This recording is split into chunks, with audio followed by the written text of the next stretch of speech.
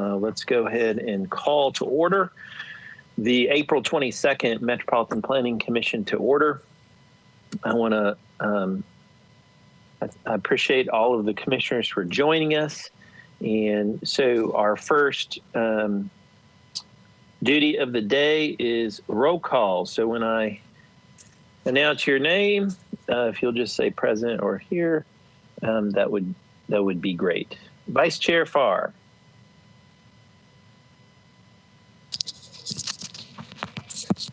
Vice Chair Farr. You're still muted, but I'm here. Okay, my unmute wasn't working, but yes, I'm here. Good. Okay. Thank you, Vice Chair. Commissioner Haynes. Present. Commissioner Johnson. Present. Commissioner Lawson.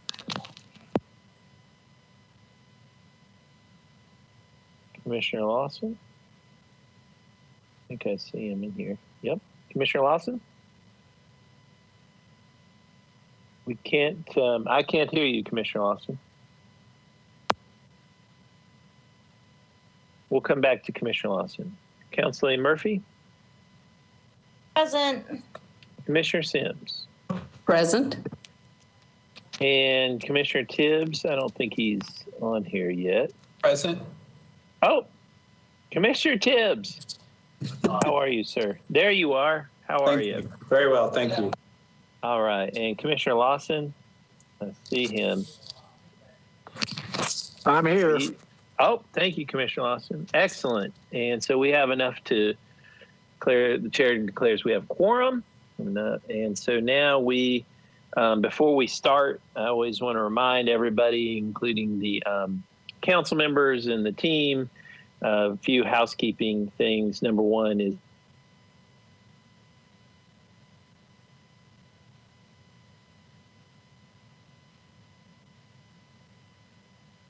and everybody can hear clearly for the record as well. Appreciate everybody doing that. The next is when I say raise your hand, that's your icon hand in the app.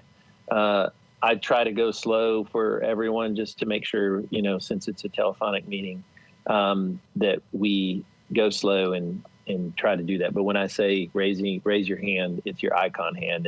And then once you raise it, if you'll also delete it after you're recognized. I appreciate everybody doing that. So we will go ahead and move to our next item, which is establishing a telephonic meeting.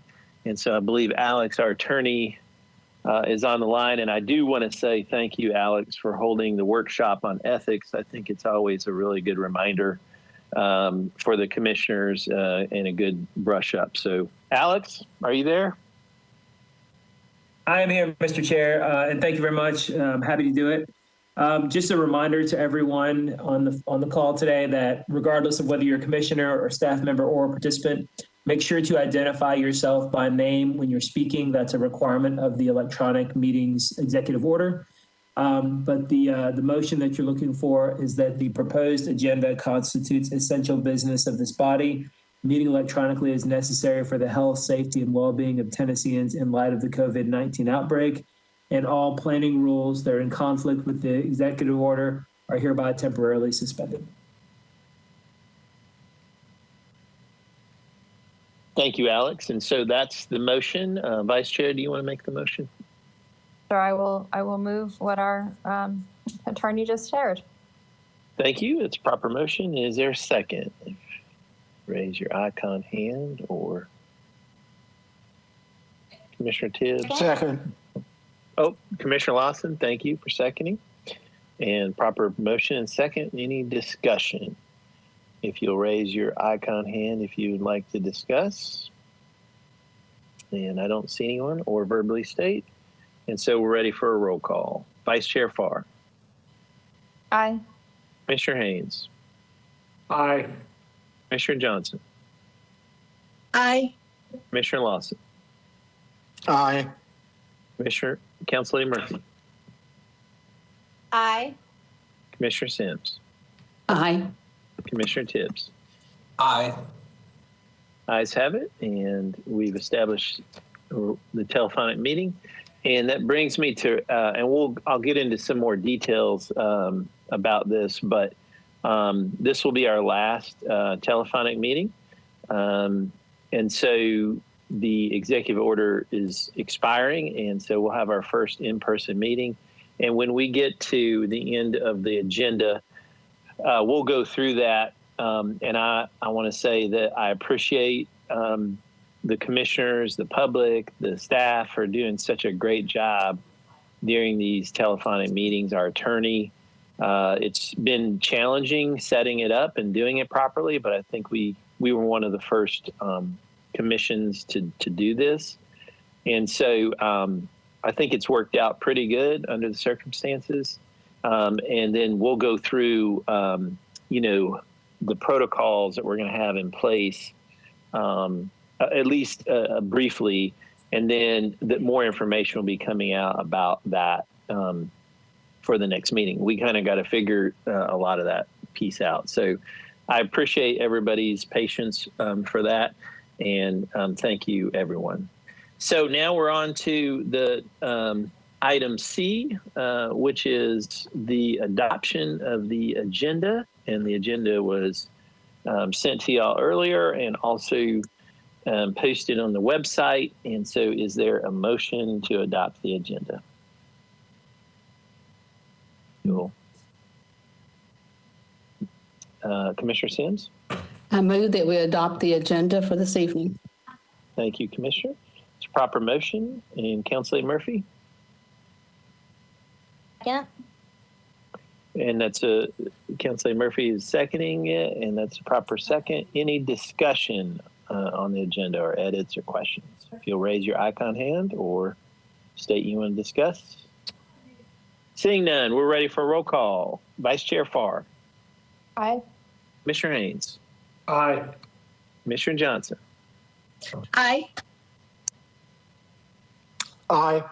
Councilor Murphy. Aye. Commissioner Sims. Aye.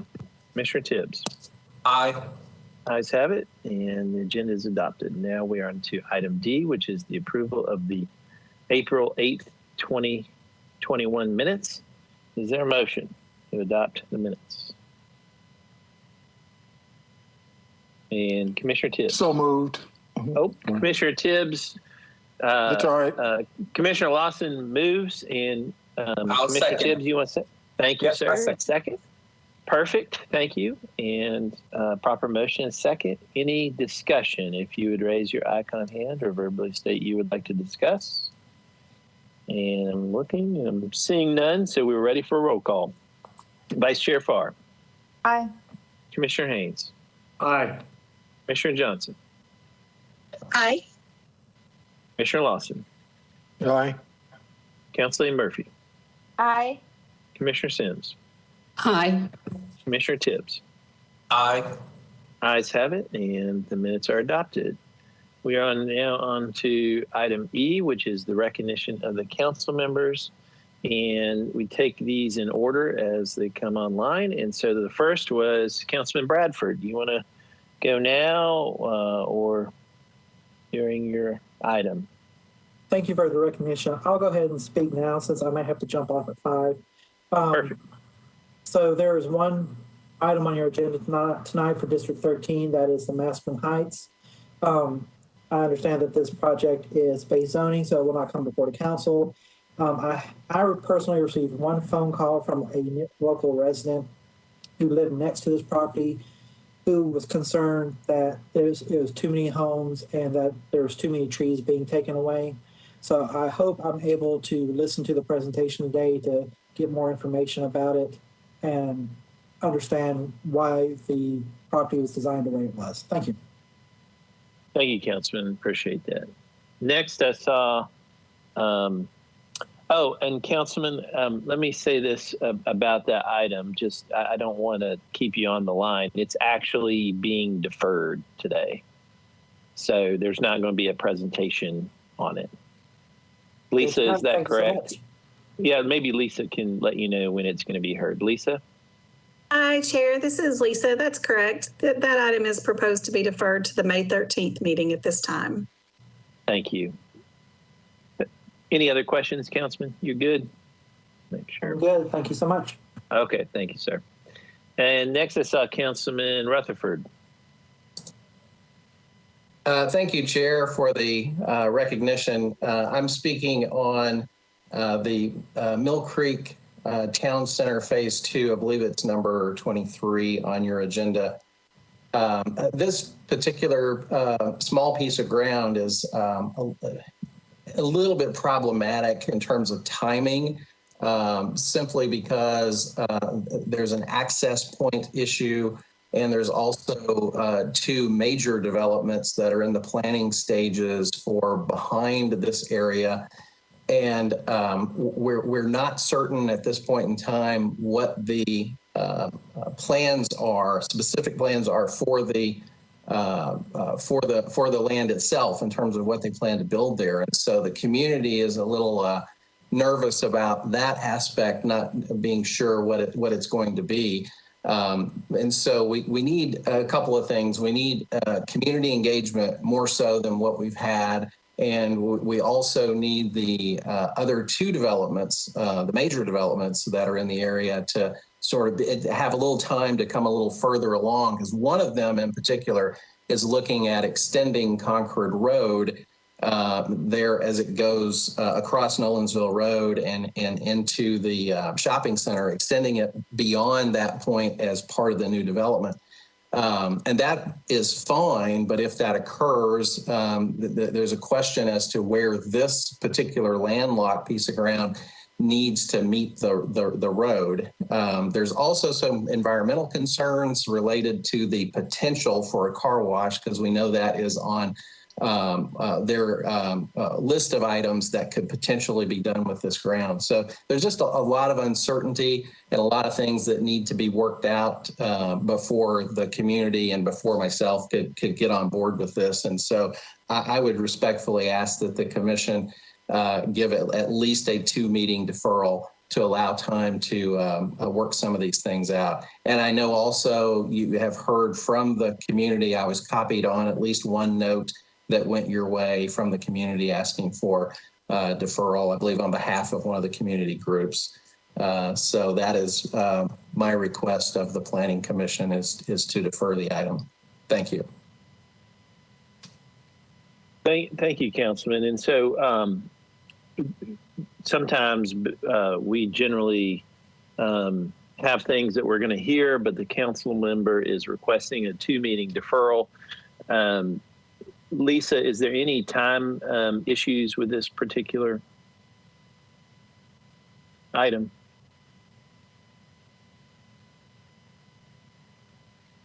Hi, this is Lisa. There is not a bill at this time. Okay. So, commissioners, instead of hearing this particular item tonight and the councilman is asking us to defer this particular item, and which is generally what we do, unless there's some type of time issue. And so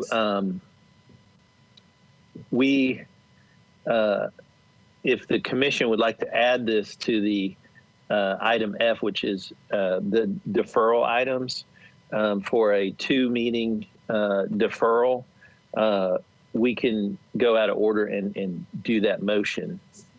Vice Chair, do you want to, or Council Lady Murphy, I see your hand is raised. Question. I would like to make that motion. Oh, okay, perfect. That's a proper motion. The objection will go out of order. And I'll second. That was the Vice Chair seconding it. And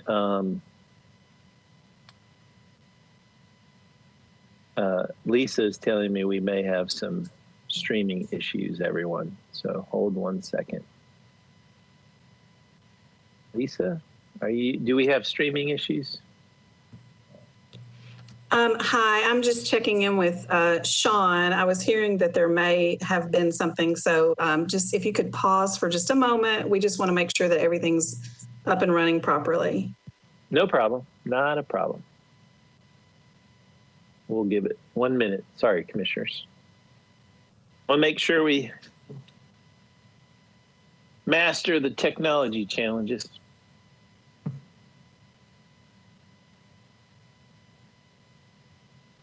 And I think our director has joined us. Director Kemp, hello. We're taking a brief pause.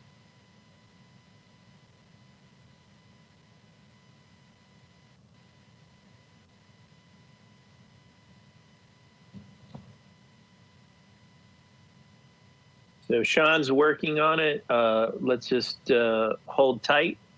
Yes, hi, this is Lisa. Yeah, just continue to hold for a moment. ITS is looking into it. We just want to make sure that everything's running properly. So let's just pause for a moment and I will check back in. Thanks. Yeah, just check back in. Thanks, Lisa. Bye-bye. Appreciate that.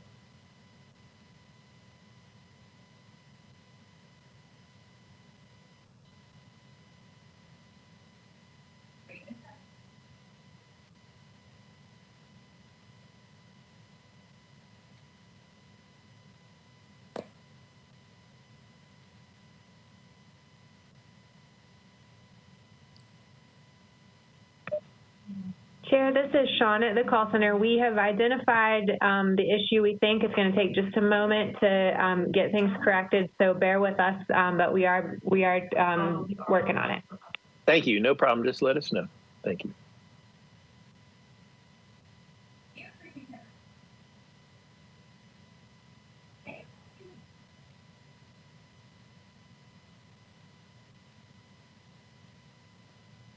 Chair, this is Sean at the call center. I am getting the thumbs up that we are streaming again, and I got a confirmation from an inside Metro source and an outside Metro tester. So we should be good to go whenever you're ready. Excellent. Thank you. So where we're at, a little recap, commissioners. Thank you for holding for a few minutes. So we are still on item E, which is the recognition of the council members. We had Councilman Rutherford request a deferral, 2-meeting deferral for item number 23. We had a proper motion made by Council Lady Murphy and a second made by, I believe, Vice Chair Farr made the second. Is that correct, Vice Chair? It is correct. Excellent. And so that is the posture that we are in, deferring item 23 to the deferral list for 2 meetings. And so we, and that was made out of order without objection. And so now we're on to discussion. Any discussion, if you would raise your icon hand and or verbally state you would like to discuss. And seeing none, we're ready for a roll call vote. Vice Chair Farr. Aye. Commissioner Haynes. Aye. Commissioner Johnson. Aye. Commissioner Lawson. Aye. Council Lady Murphy. Aye. Commissioner Sims. Aye. Commissioner Tibbs. Aye. Ayes have it, and item 23 is deferred 2 meetings and put on the deferral list, so it'll be read with the deferrals. Now we are, so thank you, Councilman Rutherford. Appreciate that. Anything else for the councilman? I think That's your item. Thank you, commissioners. Thank you very much. We appreciate it. All right, next is Council Lady Porterfield. Thank you so much. Can you hear me okay? And Council Lady Porterfield, Can you? We can now. Yes, ma'am. Go ahead. Okay, great. Thank you so much. There are 3 items on the agenda for District 29, 2 of which are, it looks like they will be deferred.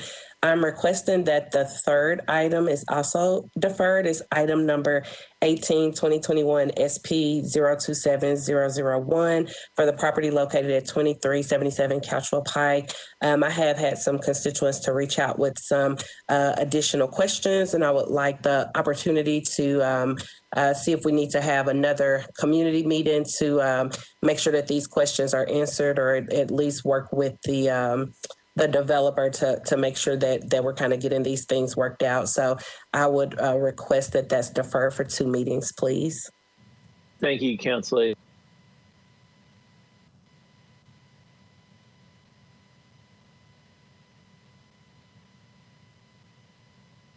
think on the deferral list. Lisa?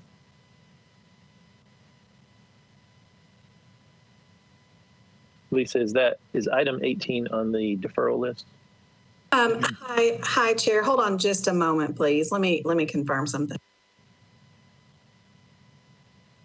I believe it's on the consent agenda. That one is on the consent agenda, as we had received recommendations of approval from all reviewing agencies. Okay. Yes. All right. Thank you, Council Lady. And so we have published it on the consent agenda. So, Commissioners, this is our posture again. I always like to take votes just to make sure we're crystal clear. So with that, I think the Council Lady has made the request.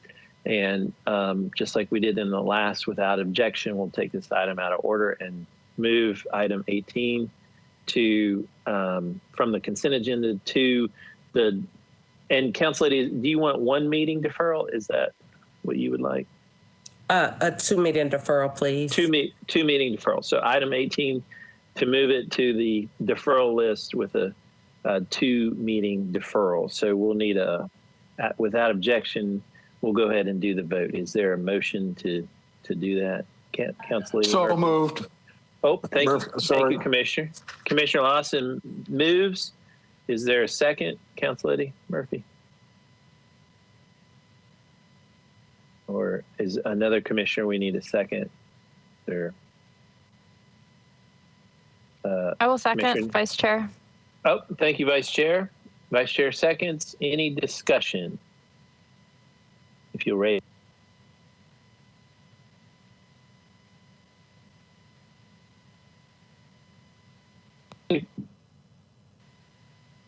For a roll call vote.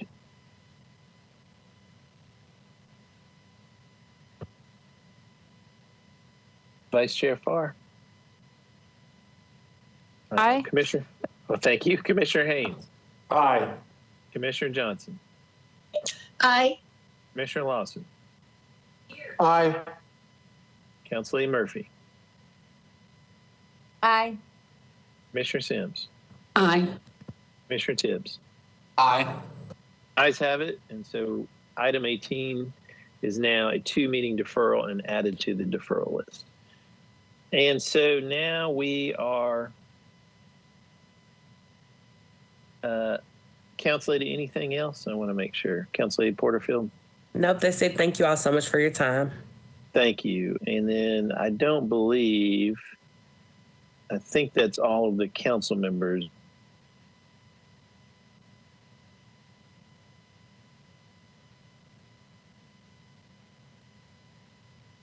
Being council members, I don't see. Okay. So seeing no other council members wishing to speak, we'll move on to item F, which is items for deferral or withdrawal. And I believe Lisa is going to take us through that list. Lisa?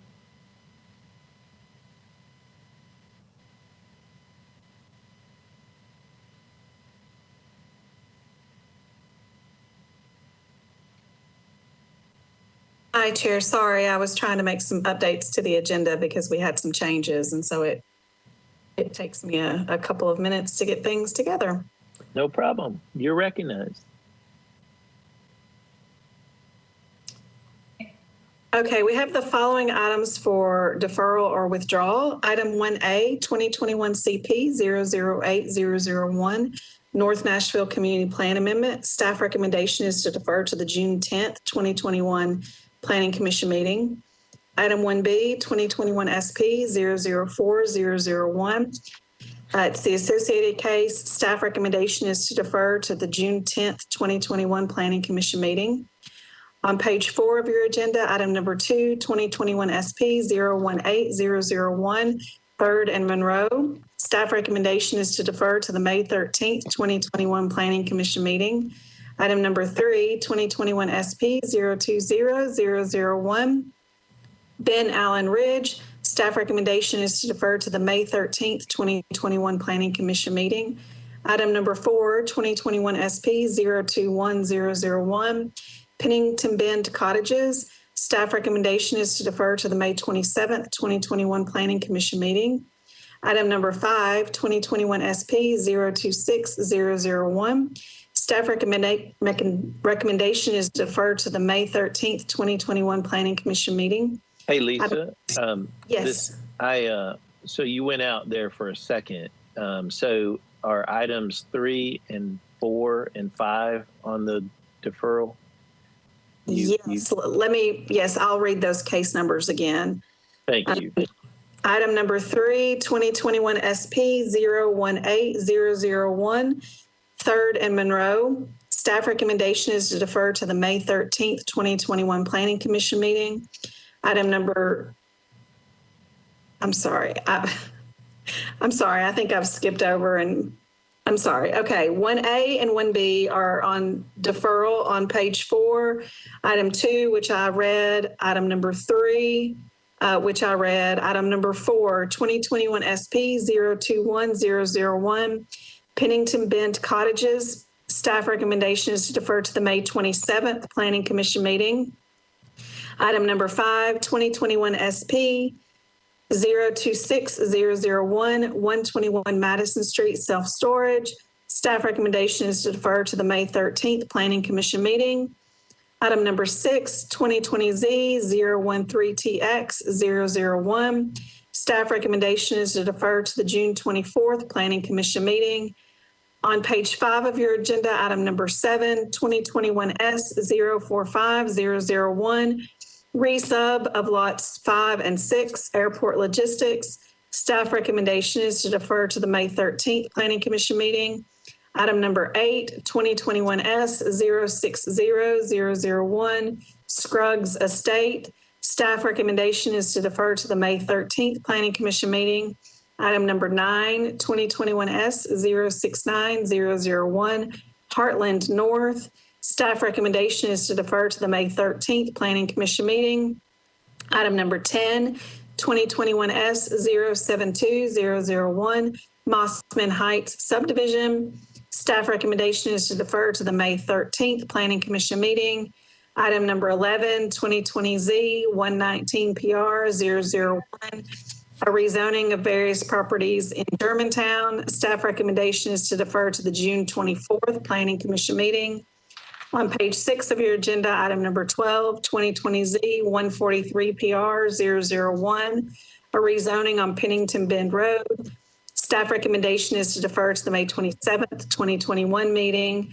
Item number 13, 2021Z 028PR 001, a rezoning request on Ned Shelton Road. Staff recommendation is to defer to the May 13th Planning Commission meeting.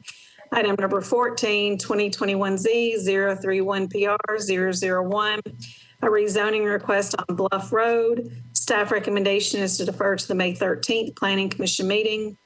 Item number 15, 2021 SP 035001, formerly 2021Z 034PR 001, a rezoning request on Woodland Street. Staff recommendation is to defer to the May 13th Planning Commission meeting. Item number 16, 174P 013, a request to cancel a planned unit development on either side of Bell Road. Staff recommendation is to defer to the May 13th Planning Commission meeting. On page 7 of your agenda, item number 17, 2021S 015001, Rivergate Station, Section 1, second resub of Lot 2. Staff recommendation is to defer to the May 13th Planning Commission meeting. Item number 18, 2021 SP 027001, formerly 2021Z 017PR 001. Staff recommendation is to defer to the May 27th Planning Commission meeting. Item number 19A, 2021 CP 013001, Antioch Priest Lake Community Plan Amendment. Staff recommendation is to defer to June 10th Planning Commission meeting. Item 19B, the associated case 2021Z 024PR 001, a request to rezone to OL on Hobson Pike. Staff recommendation is to defer to the June 10th, 2021 Planning Commission meeting. On page 8 of your agenda, item number 23, 2004P 013009, Mill Creek Town Center Phase 2. Staff recommendation is to defer to the May 27th Planning Commission meeting. Thank you, Lisa. And so, commissioners, I'll go slow because there's a lot of items for deferral withdrawal. And so those particular items, make sure I'm right, Lisa, are items 1A, 1B, 2, 3, 4, 5, 6, 7, 8, 9, 10, 11, 14, 15, 16, 17, 18, 19A, 19B, and 23. Is that correct? Yes, Chair, you cut out for just a second. And so I wanted to make sure 12 and 13 are on there as also. You just cut out for a moment. Yes, those are on there as well. So is there a motion to adopt is there a motion for these items for deferral or withdrawal? If you'll raise your icon hand. Chair, it's Commissioner Farr. I will move approval of the items for deferral or withdrawal. Thank you, Vice Chair. It's a proper motion. Is there a second? Commissioner Johnson. Thank you, Chair. I second the motion. Thank you. Proper second. Any discussion? If you would raise your icon hand or verbally state you would like to discuss. Seeing none, we're ready for a roll call vote. Vice Chair Farr. Aye. Commissioner Haynes. Aye. Commissioner Johnson. Aye. Commissioner Lawson. Aye. Councilor Murphy. Aye. Commissioner Sims. Aye. Commissioner Tibbs. Aye. Ayes have it, and those items are deferred or withdrawn. Now we're on to item G of our agenda, which is the consent agenda items. Lisa?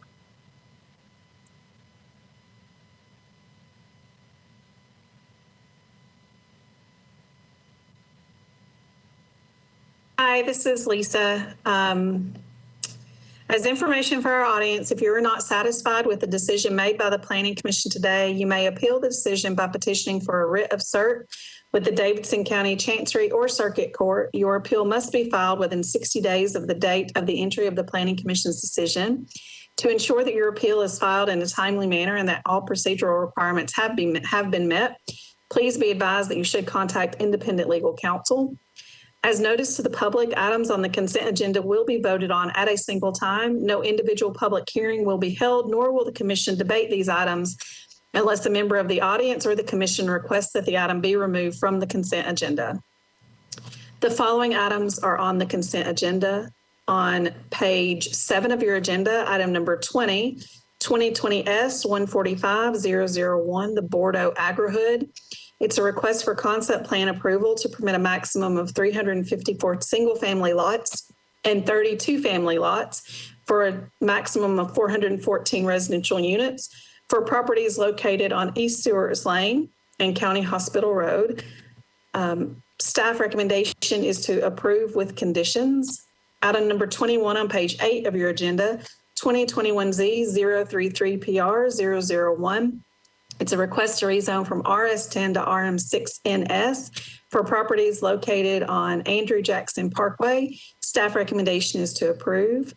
Item number 22, 2021Z030PR001, a request to rezone from SP to R8 for property located on O'Brien Avenue. Staff recommendation is to approve. And under other business on page 9 of your agenda, item number 26, new employee contracts for Rochelle Carpenter, Dustin Shane, and Seth Harrison. And item number 30, to accept the director's report. Thank you, Lisa. Commissioners, you've heard Lisa on the items, but we'll go through these and make sure that I'm correct. So the items that we're going to vote on to pass on the consent agenda are items number 20, 21, 22, 26, and 30. Is that correct, Lisa?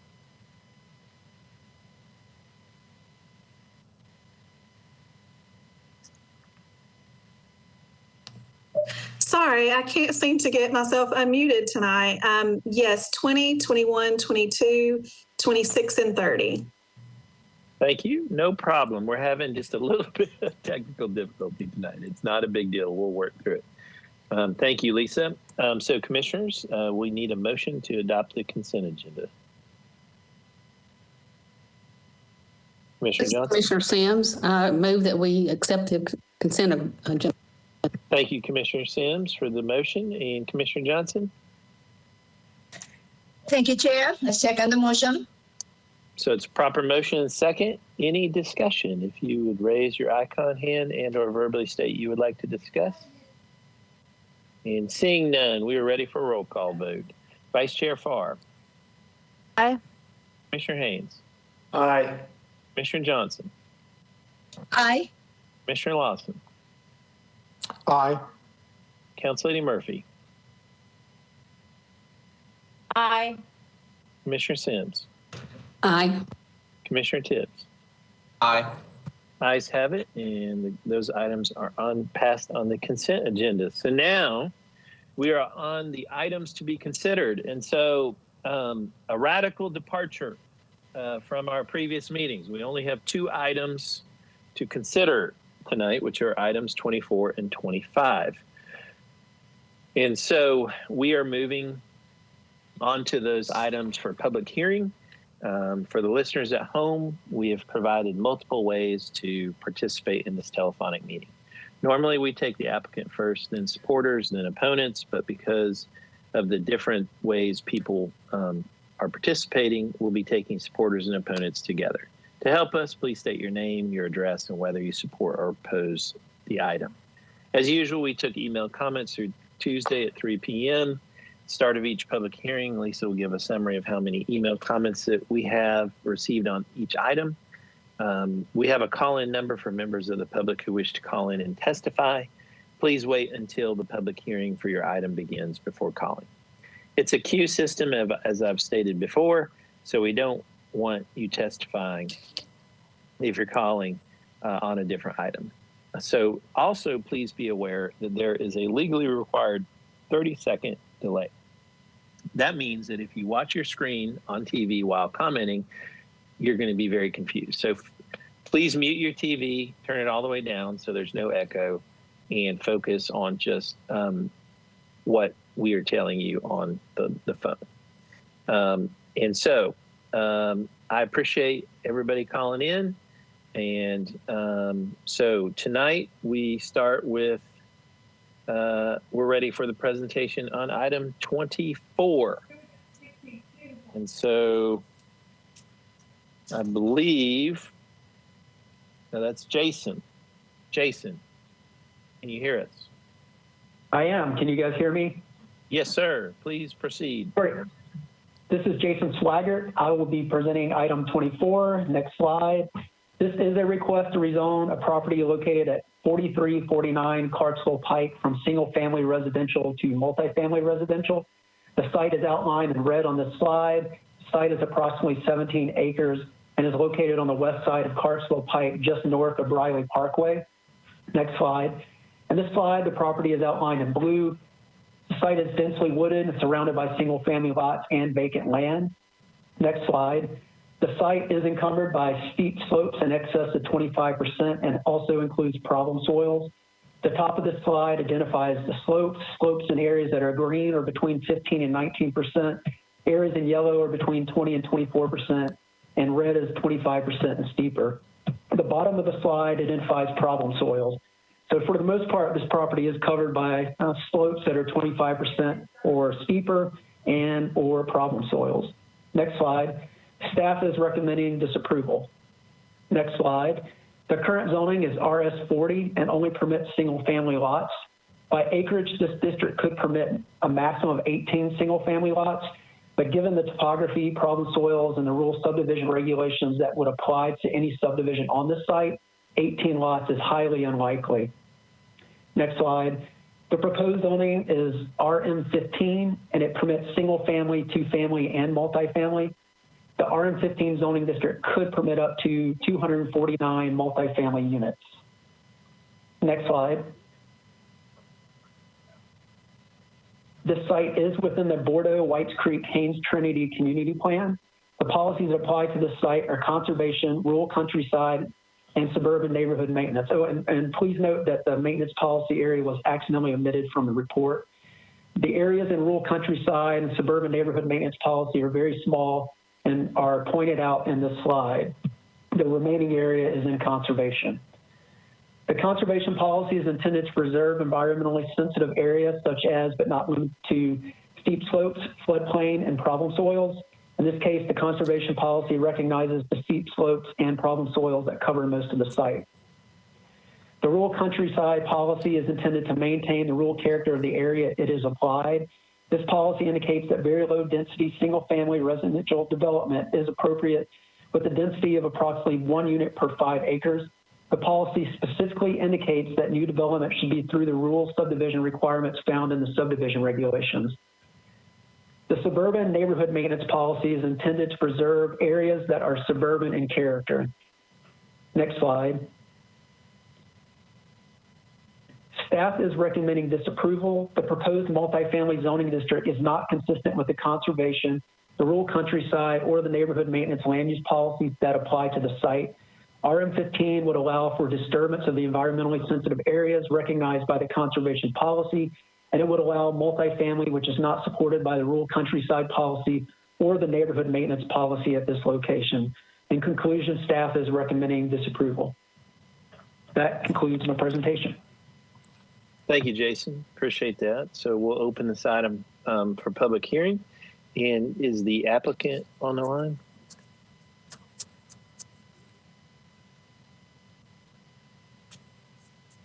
Sean, do you know if the applicant is on the line? Chair, we're checking, but at the moment it does not appear that the applicant is on the line. Bear with us just a second. Thank you.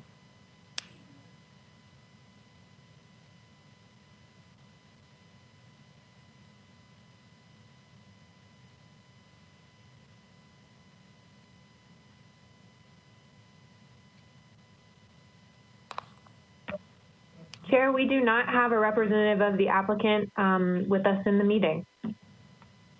Okay, and I do not see Councilman Hall either. So we're ready to take calls from members of the public who wish to call in now. So you don't need to wait. Please call in now. As a reminder, only call in on this particular case, which is item 24. And when you begin you'll have 2 minutes to speak. When you begin your testimony, please state your name, address, and whether you support or oppose the item. We're not able to display the timer visually, unfortunately, so Sean will let you know when you have 30 seconds left, and we'll also and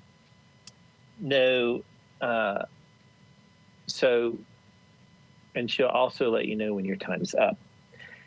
So while we're waiting for callers to call in, Lisa, did we get any emails on this item?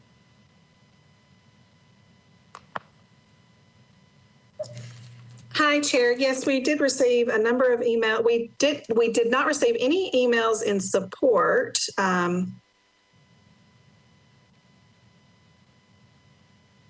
We received about 50 emails in opposition, and we also received a petition in opposition as well. That was in your packet. Thank you, Lisa.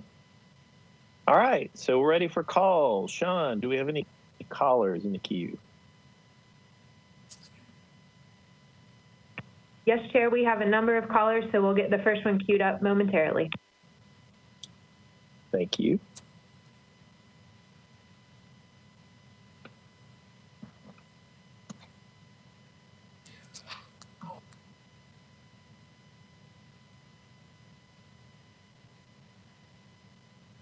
I'm sorry, Chairman, I have a question or point of clarification.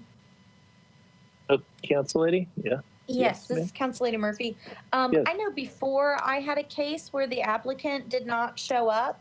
And so, and we went ahead and had the public hearing, and then the commission had deferred it, and the public hearing was closed. And I'm just concerned or wondering if this is one that we should go ahead and indefinitely defer, since there's not a a developer to present their case, because I don't want to have a public hearing or and then end up deferring this and letting constituents not know what's going to happen. Is that something that is there any type of policy on that or consistency that the commission has done? Well, so it's noticed. I mean, I personally would love to do an indefinite deferral because I just without the applicant being on there. But we've noticed the item. We have lots of folks wanting to speak on the item, I think, but it's really up to the commission. We're right in the middle of the public hearing. That's okay. I just wanted to see if there was any type of, I think I have a feeling where most of us are going to be on this. And so, but I want to hear from constituents. I just want to make sure that we are very clear at the end of this that if this is not moving forward or something, that these constituents always have the opportunity to come back too. So, but I don't want to shut anybody out, but. Yeah, no, I don't either. Director Kemp, any thoughts? Chairman? I believe. Yes, who's that? This is Jason. Oh, hi, Jason. I can't be 100% certain on this, but I was informed when the application was submitted that there would likely be no one speaking to represent this project, and that they just wanted it to move forward through the Planning Commission. Okay, so I think, Council Lady, with that said, I think you're right, Chairman. This is Council Lady Kathleen Murphy. I think that tells me plenty about the developer's intentions. I'm happy to proceed forward with the community input and make a motion when you call on me next. Okay, perfect. So we are ready to take we're still in the public hearing. So we are ready to take our first caller. Sean, do we have a caller?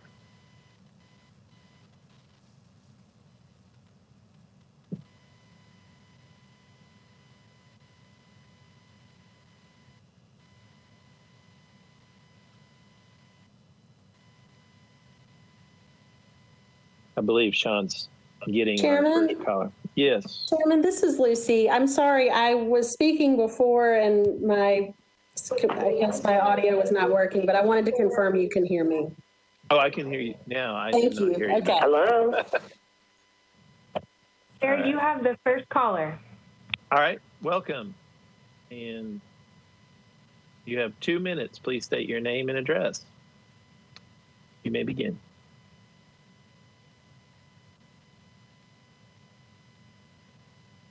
Hello? Do we have the first caller?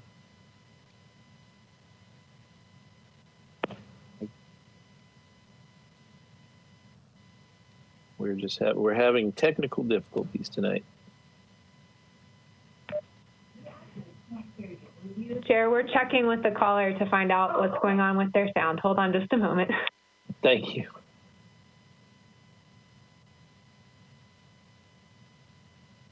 We're struggling a little bit tonight, but we'll go slow. We'll make it through this, everyone. So appreciate everybody's patience. Okay, Chair, you should have the caller. All right. My name is Rita Sweat. I live at 6157 Homeland Drive, right off of Clarksville Pike, and I'm calling to oppose the high-level density, and I want to maintain the character of the neighborhood. The hill is right across the street from me, and I oppose it. I do not want it. Thank you. Thank you. Next caller, Sean.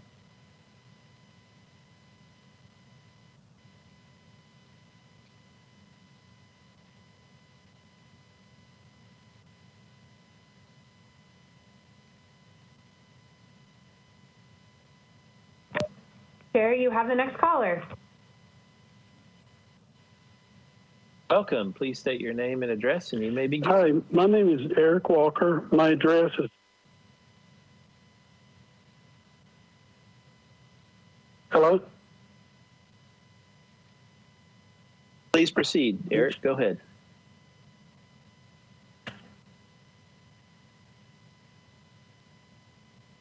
Go ahead, Eric. Are you on the line? Yes. My name is Eric Walker. My address is 4501 Winston Drive.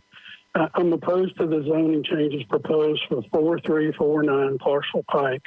Our neighborhood spoke emotionally and powerfully on this topic several years ago at a previous zoning hearing about this same land. Our feelings have not changed. During that previous encounter, the event's location was not large enough to hold all the people who wanted to speak in opposition to the zoning change. In a similar fashion, social media, email, and flyers are already buzzing in opposition to this proposal. I'm extremely opposed to both the habitat destruction and the watershed logistics involved in this proposal.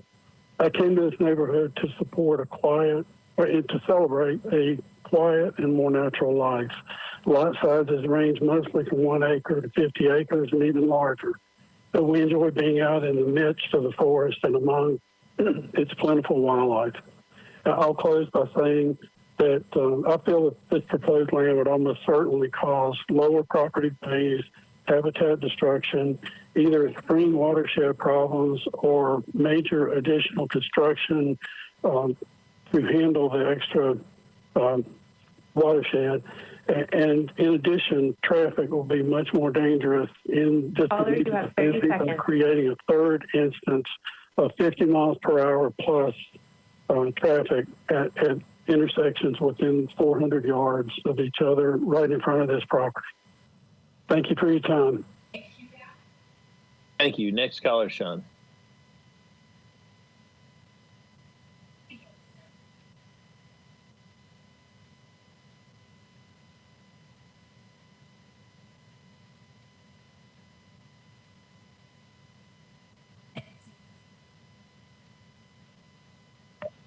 Chair, you have the next caller.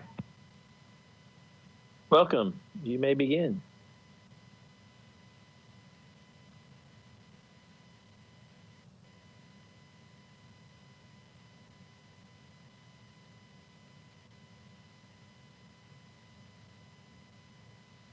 And the caller may begin. You've got 2 minutes. Please state your name and address.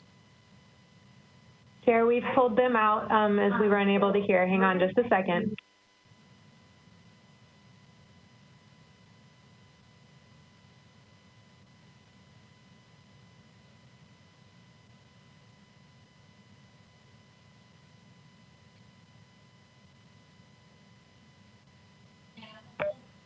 Chairman, you have the next caller. Hello, I'm Marginelle Kirk.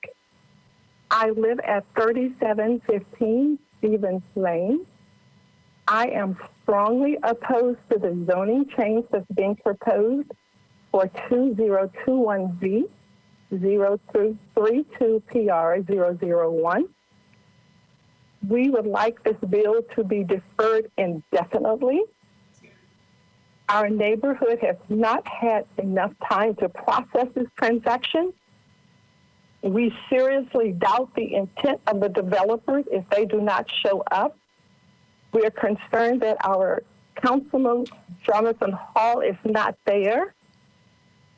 It is approximately 100 homeowners in this area.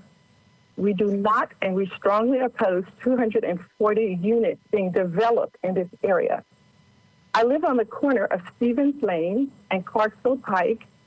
There has been 3 fatalities within the last couple of years at the corner of Stevens Lane and Clarksville Pike, which is 1,800 feet from this proposed development. 3 houses are on that section. They're looking at 7 houses. Behind the 3rd house, there was a fatality last year with a young mother and her son was in the car. We had a car accident this past Sunday on Clarksville Pike and Stevens Lane. We are an older community. It is very hard to get out onto Clarksville Highway with speeding trucks. And there have been meetings several times with the commissioners from the Planning Commission, the Department of Transportation, David Leahy, Shane Hester, Zane Pennell, Brian Carroll, Senator Brenda Gilmore, Vincent Dixon, about the speeding traffic. We do not appreciate and do not ever want any additional high-density building in this area. Thank you. Thank you. Next caller, Sean. Chair, we're going to, because we've had a few callers in a row that haven't been able to hear clearly right away, we're going to do one quick test call and make sure. So bear with us just a second. You're going to hear from not a member of the public. Thank you.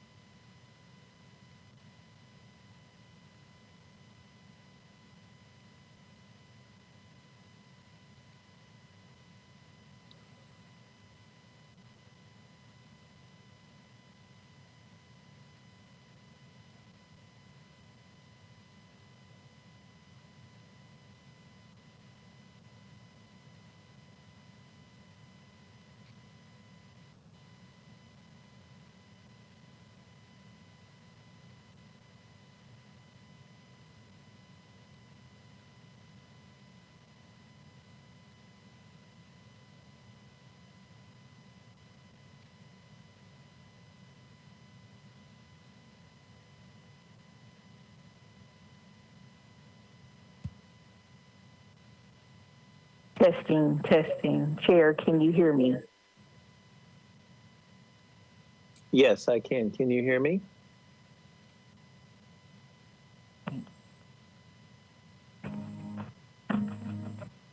Chair, this is Sean at the call center. We are having an issue where the callers are not hearing you clearly through the phone. So we're going to make sure we get that corrected, but that may explain some of the challenges we're having in getting them started. Bear with us just a moment.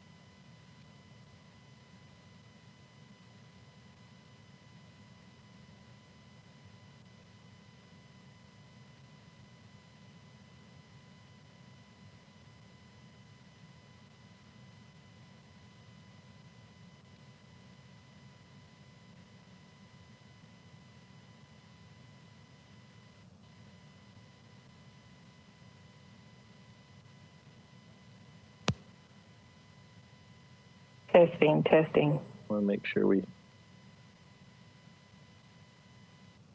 still in the works. Hi, Sade. Can you hear us? I can hear you. Can you hear me? Yes, I can hear you. Thank you. Thank you.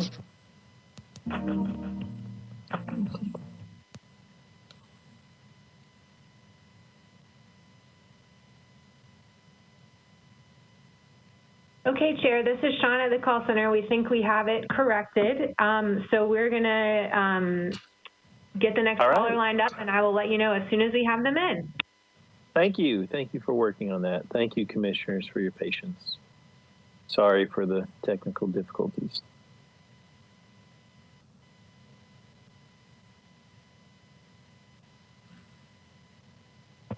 Chair, you should have the next caller. All right, welcome. Hi. Thank you. My name is Kim Walker. My address is 3925 Stevens Lane. I've lived in the neighborhood about 20 years, almost 20 years. First, I want to thank the planning staff for recommending a disapproval of this item. I am opposed to the zoning changes of the 16.5 acres at 4349 Clarksville Pike. Many of my neighbors and I took this fight up on the same property around 2004. It was an important fight then, and nothing's changed. We came to a planning meeting in numbers that were so large back then that they had to ask us to wait outside the meeting room and only allowed a few people in at a time. We weren't rowdy, but we were impassioned as we are now, even though that you can't see our numbers now because of COVID gathering restrictions. I'm concerned about the environmental impact to the area and negative visual and monetary impact that it's going to have on the surrounding homes. Several of us have traffic concerns also. We often have accidents at Stephen Lanes and Clarksville Pike and at Echo Drive and Clarksville Pike intersections every year. And every few years, and it seems to have been happening even more, those accidents result in death in someone in the community. And this is a rural setting that we're proud to call home. When you look out the window, you see trees, deer, wild turkey, and the occasional fox wandering through. So it's my belief that if we come together as a community and we tell you that we do not want certain changes in our area, that our voices will be heard. And I trust that the neighborhood will be heard. You have 30 seconds. And not the interest of an LLC owned by people who live on the other side of town. As one of my elderly neighbors told me years ago, our neighborhood, this place, it's special and it's a secret. Well, it's not a secret anymore, but it's up to the neighbors to keep it special. I respectfully ask that our voices be heard and that our councilperson, Jonathan Hall, represent the huge numbers of neighbors who will be negatively impacted by this change. We elected you to represent us. Thank you. Thank you. Next caller, Sean.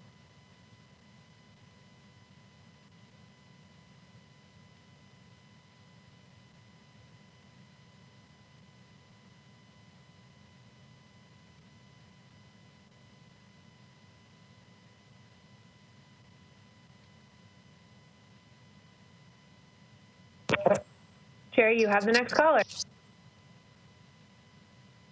Thank you. You may begin. Hello. Are you able to hear me? Yes, we can hear you, and you have 2 minutes, and you may begin. Okay. My name is William Worrell. I'm Vice Chair of the Nashville Tree Conservation Corps. I did receive approval for the 5 minutes for my speaking. My address is 4115 Dry Fork Road. Also, I'm a civil engineer with registration for professional engineering.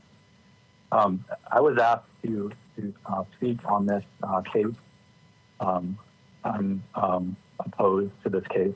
The first reason why for the opposition of this case is because the site is located in the T2 rural countryside area of Nashville Neck, which calls for a maximum of 1 house per 5 acres and describes the intent for the Whites Creek neighborhood to maintain the rural countryside as a permanent choice for living and not as a holding or transitional zone for future urban or suburban development. During development of the Nashville Neck, the Whites Creek community was heavily involved and because of that, some of the most stringent zoning restrictions were put in place. The site is heavily wooded and steep. The majority of this slope. The majority of the site has slopes in excess of 25%. The partial viewer shows that 75% of the site has known problem soils that are prone to landslides and other catastrophes. I'm also not aware of any community meetings held by Councilmember Jonathan Hall, nor the proponent nor landowner of this property. That's a great disservice to the community. Their failure to attend the meeting shows their intention to bring this case directly to the Metro Council and override the Planning Commission procedures and decisions. So we ask the Planning Commission to do whatever is possible to put a permanent halt to the rezoning proposal of this parcel. An adjoining neighbor also started a petition in opposition to this proposal. When I checked 2 days ago, over 630 people, most of which who reside in Whites Creek, signed in opposition to this development. During the original Planning Commission hearing that was scheduled for April 8th, there were 38 written letters in opposition. For this Planning Commission meeting, there were over 30 written letters in opposition. Based on a review of the National Land Cover data set, over 100% of this parcel is covered in tree canopy. The Whites Creek neighborhood in this area of Nashville is some of the most heavily wooded areas of all of Nashville. They give Nashville the tree canopy numbers that we have currently. The Whites Creek area and this wooded area and others nearby in Nashville are at extreme threat of clear cutting and tree removal that is in conflict with the landscape and tree master plan that is currently in place for Nashville. Additionally, clear cutting of trees and excavation in steep slopes most likely will result in increased flooding for the houses that are located immediately downhill from the site. Also, because of the steep slopes, there is a concern that there could be landslides and ground subsidence that could completely destroy nearby houses if this site were not developed correctly. So again, in summary, I believe that the council member intends to bring this case to the Metro Council and override a Planning Commission decision. We ask you to please prevent this rezoning proposal permanently and halt any more attempts at this type of rezoning in the rural area of Whites Creek. I thank you very much for your time and appreciate your consideration of my comments. Thank you. Thank you. Next caller.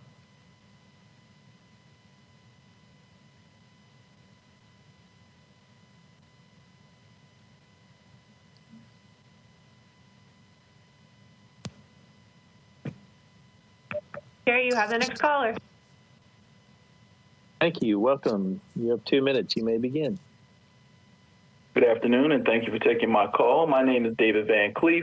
I live at 6203 Homeland Drive in Nashville, and I'm calling in reference to case 2021 Zulu, tag 032 Papa Romeo, tag 001.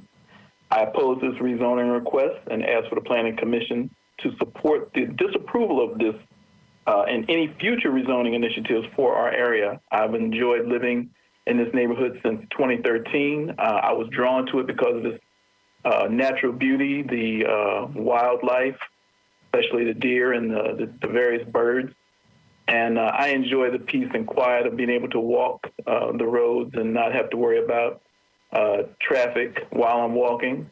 And I'm also very concerned about the potential addition of the 480 potential new vehicles trying to access Clarksville Highway. We've already had some serious accidents on this roadway between Echo Lane and Stevens Lane. And right now, even if there's an accident on 24, each morning there's a string of trucks and cars rerouting using Clarksville Pike to gain access to downtown via Briley and Clarksville. So I heavily oppose this move. I believe it would really impact the natural beauty of the area. It would destroy the peace and quiet that we so much enjoy out there. 30 seconds. I just ask you to decide with the residents of the area. Thank you and have a blessed evening. Thank you. Next caller, Sean.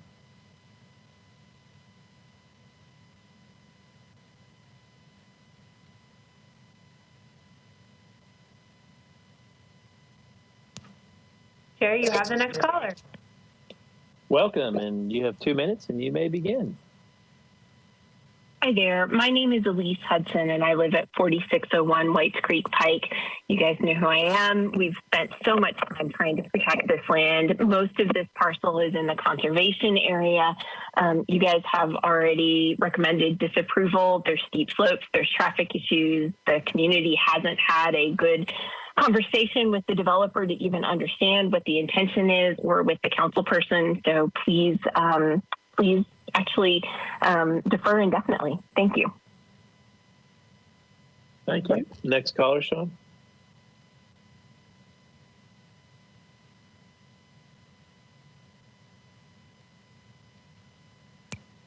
Thank you. Sherry, the next caller. Welcome, and you have 2 minutes. You may begin. Yes, my name is Russell Harvey. I live at 3703 Homeland Drive. I'm opposed to this rezoning. My family has lived in this property since 1950. Thank you. Thank you. Next caller, Sean.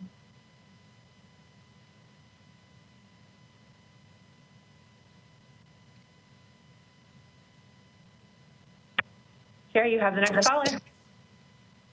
Welcome, and you have 2 minutes. You may begin. This is Linda Pelham. I live at 3629 Echo Lane, and I heavily oppose of this. We've lived here since 2011, and we have over an acre and a half, and we have deer and turkey, a coyote or two,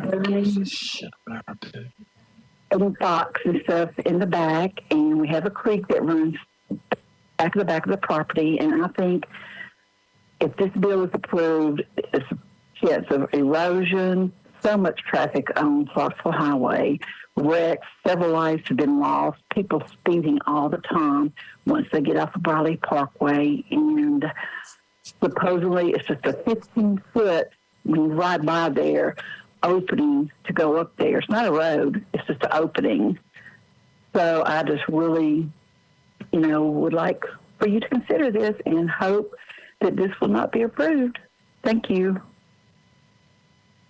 Thank you. Next caller, Sean.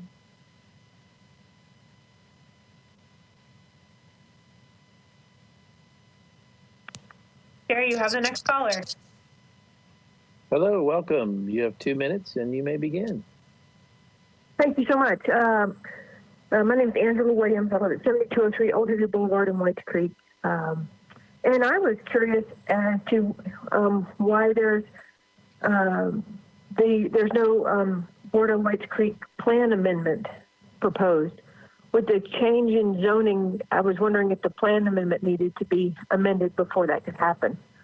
I appreciate the review of staff. I appreciate the respect of the C2 rural policy, and I would really encourage in the total shutdown in communication between our council members and the community is eerily strange.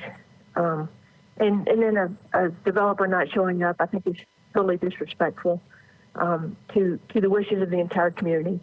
We worked very, very hard on our community plan with a 99% agreement on maintaining a rural atmosphere, and I appreciate the work of the staff in respecting our wishes. And I would also like to ask, how many times can someone like Roy Dale put proposals up that demand all of our community's time and effort to defend ourselves. So I get pretty frustrated that we have to shoulder that responsibility. You have 30 seconds. So, but it seems to be the same people over and over who come and try to cram very low quality, high density development on our area, and we welcome development that fits in with the rural policy. And I very much appreciate your help. And if someone could answer that question about amending the plan, I'd really appreciate it. Thank you so much. Bye-bye. Thank you. And we will answer that question during the discussion period. So next caller, Sean. But thank you very much for calling in. Next caller, Sean.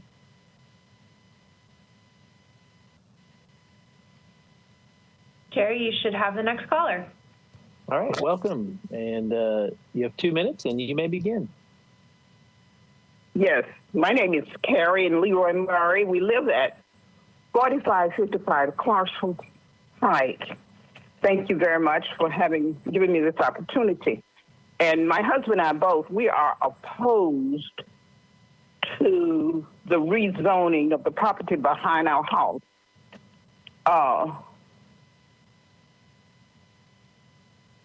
From the RS40, we are opposed to the Rm15 zoning. And because of the preservation of our community, this is one of the reasons. The other reason is there is a steep slope, excess of 20% grading behind our houses. And this will result in damages to all of the houses in that community with mudslides and other complications, severe complications that has happened in other states, as we stated in our proposal. The other thing is we are in the rural countryside area per the National Next Plan, and building 240 units behind our houses will cause excess travel on Clarksville Highway. We have had at least 5 deaths within the last 3 years on Clarksville. 30 seconds. I beg your pardon? Due to the impact of the transportation as it is, overcrowding.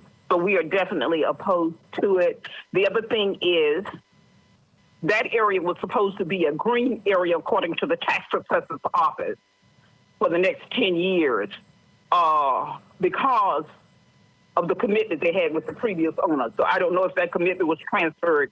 Your time has expired. Please complete your thought. Yes, so those are my major concerns, that the preservation of our community, and we do not want the impact that this will have on the transportation on Clarksville Highway. It's a small 2-lane highway, and the impact that it will have on our community. Thank you, ma'am. Thank we you. appreciate it. All right, Sean, next caller.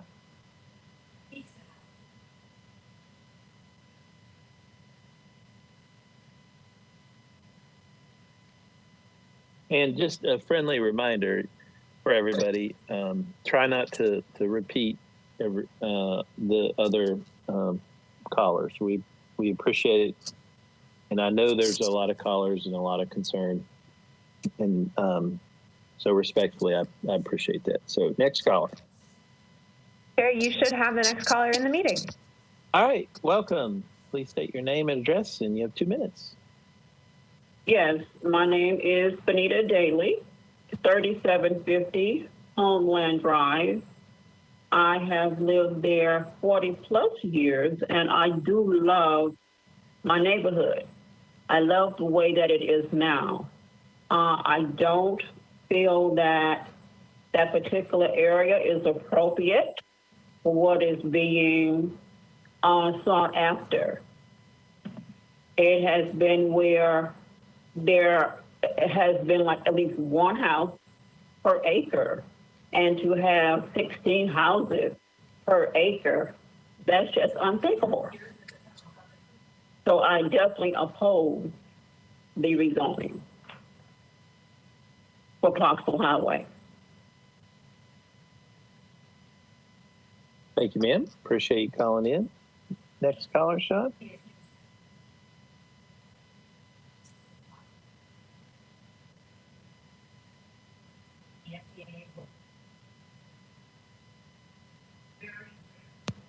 Terry, you have the next caller. Yes, hello. My name is Lisa Proctor. Can you hear me? Yes, ma'am. You have 2 minutes. Very good. Thank you. Thank you, Mr. Commissioner and Planning Commission and council members and planning staff for providing this forum for public comments and also for your service to Metro Nashville. My name is Lisa Proctor and I live at 4129 Dry Fork Road in Whites Creek. I'm in District 1 and I live about 2 miles north of the tract proposed for rezoning that I strongly disapprove of for most of all the reasons that I don't want to repeat because you just said don't repeat. But I do want to say that I've lived here for 17 years and I moved here because of the rural countryside without dense housing. I attended the Nashville Next meetings and a community plan was created at that time. My hopes are that you agree to honor our community plan. I think this is very odd that we don't really know what plans are going in for this tract of land other than a rezoning from RS40 to Rm15 because we've had no community meetings in District 1 about it. I looked it up on Development Tracker just to find out who the applicant and co-applicant names were. Regardless of their plans, I'm against it because the surrounding neighborhood is RS40, and the people that live there do not want high-density housing, apartments, condos, or whatever. You have 30 seconds. On top of a steep sloped hill. Flooding is a huge issue in Whites Creek, as you know, and we don't need any more flooding by sacrificing forests that mitigate runoff. I urge you to disapprove this and indefinitely defer it to put an end to this request for rezoning. We have a community plan. It should be adhered to, and why are we always burdened to defend it? Please disapprove this request and keep the zoning as is for the neighbors and for our rural historic community. Thank you, and thank you, planning staff, for recommending this approval. Thank you. Thank you. Next caller, Sean.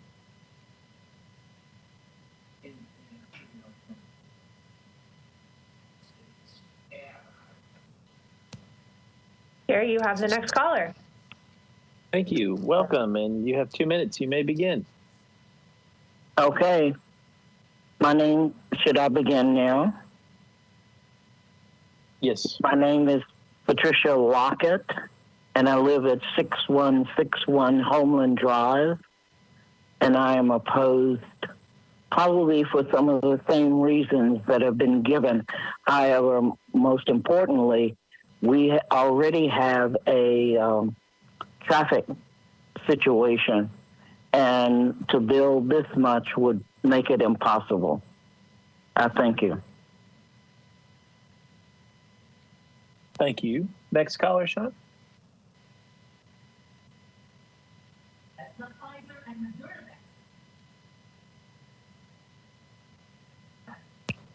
Terry, you have the next caller. Excellent. Welcome. You have 2 minutes. You may begin. Okay, my name is Virginia Brown, and I live at 4540 Clarksville Highway. And I'm calling in opposition to the apartments being built. That area, we already have problems right where we are now with the water when it rains, the heavy rain building up in our yard and sometimes getting in the basement. And if that area is clean, there's a potential for landslides and us having a lot more water problems. So it's like a stream going down on one side of my house. And when we moved in that area, we were thinking, not knowing that was going to happen. They were going to be building apartments. We were thinking it was going to remain that nice countryside setting. And we hope to continue to keep it that way.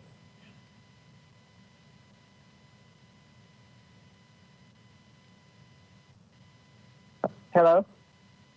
Thank you. I appreciate that. Mm-hmm. Next caller, Sean.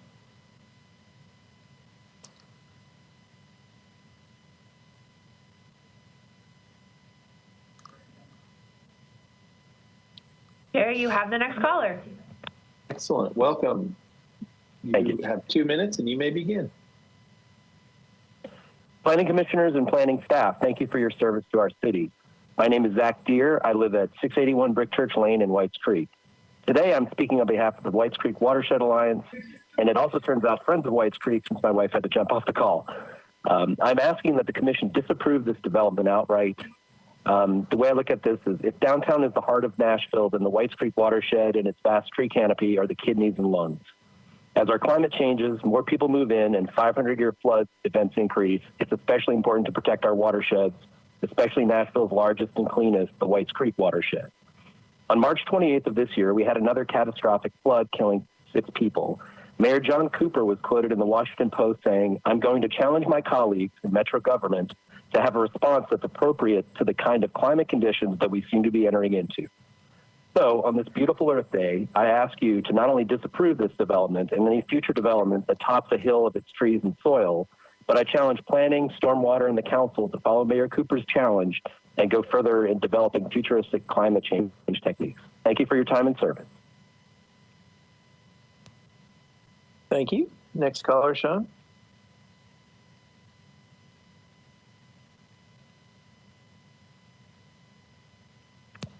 You have the next caller, Chair.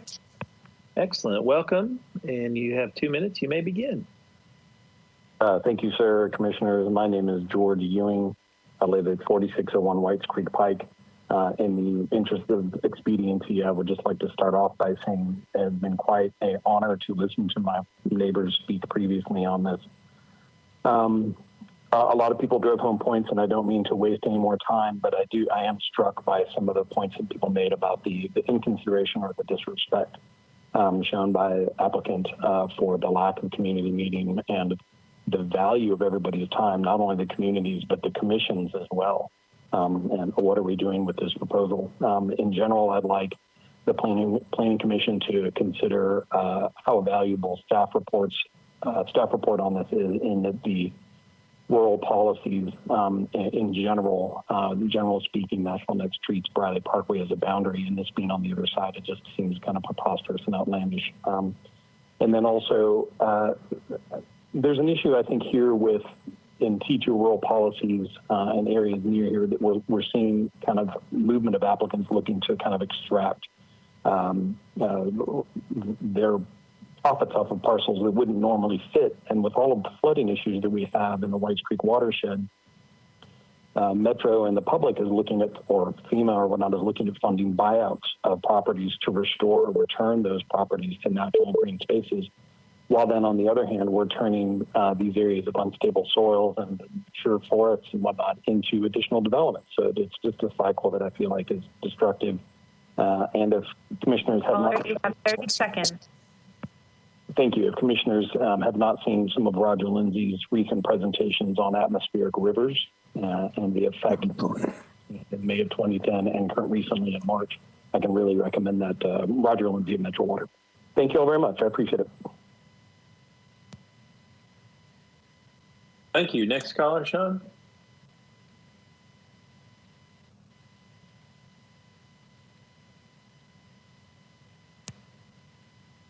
There you have the next caller. Thank you. And caller, you have 2 minutes. You may begin. Thank you so very much. My name is Barbara Jones-Baugh, and my husband and I reside at 3743 Homeland Drive. I, first of all, want to say thank you to the Planning Commission for the staff and Jason's report. It was wonderful and states everything we need to know. When I moved to this area about 16 years ago, my husband and I decided that Nashville was a city that had all the things that we wanted, and all we needed to do was to retire to another home. We've done that, and we don't want to see this destroyed and this area disrupted. I find it interesting, like the others, that the owner or the buyer of the property and the council person are absent. We do need more communication. Nashville is truly expanding, and we want certainly the Planning Commission to take into consideration all the facts prior to making any decision to move in either direction. But we certainly vehemently oppose the rezoning for 4349 Clarksville Pike. I did send an email to the Planning Commission as well. We certainly appreciate all your efforts, and thank you for your time and patience. Bye-bye. Thank you.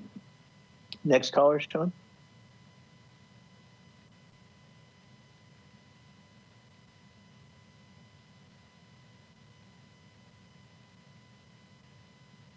Terry, you have the next caller.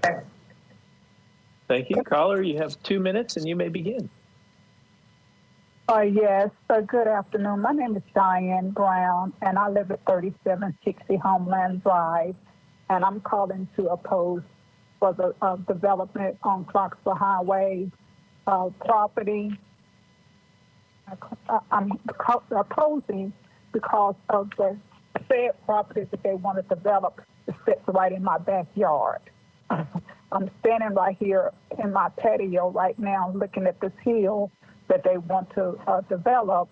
And we sit on our patio, we hear trees falling all the time from that hill, and we have water come down the hill to on our backyard, and we do have a creek that overflows when we have heavy rain.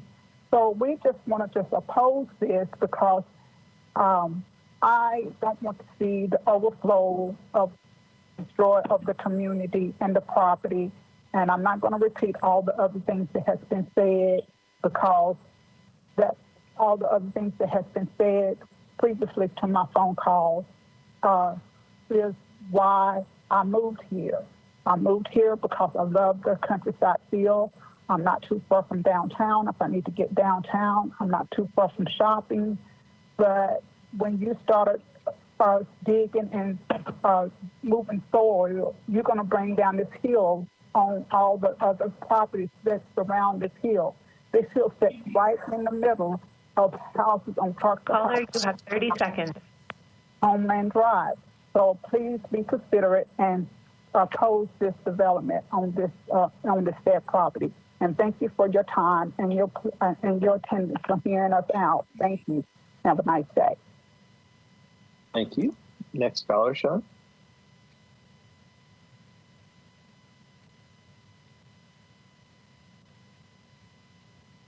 Terry, you have the next caller. Welcome, and you have 2 minutes and you may begin. Yes.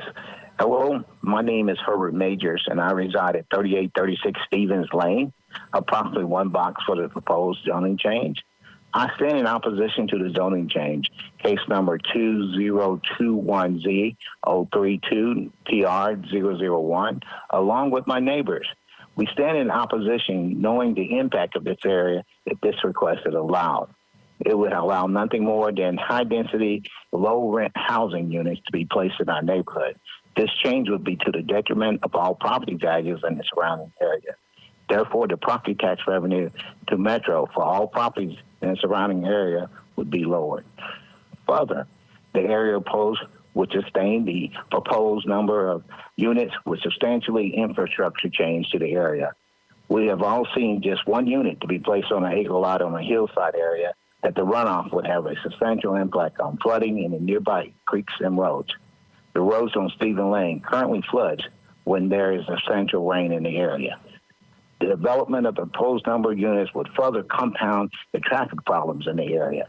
The intersection of Stevens Lane and Clarksville Highway has repeatedly been what I believe to be a deadly intersection of Nashville. The Clarksville Pike Road will lead to this area would need to be expanded to include a turning lane to meet the demand of the number of vehicles and the proposed zoning change for this area. Thank you to the Commission for allowing me to speak in opposition. Thank you.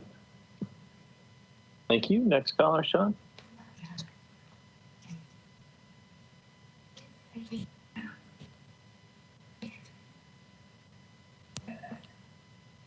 Terry, you have the next caller. Welcome, and you have 2 minutes, and you may begin. Thank you so much. My name is Danielle Nellis, and I'm calling on behalf of myself.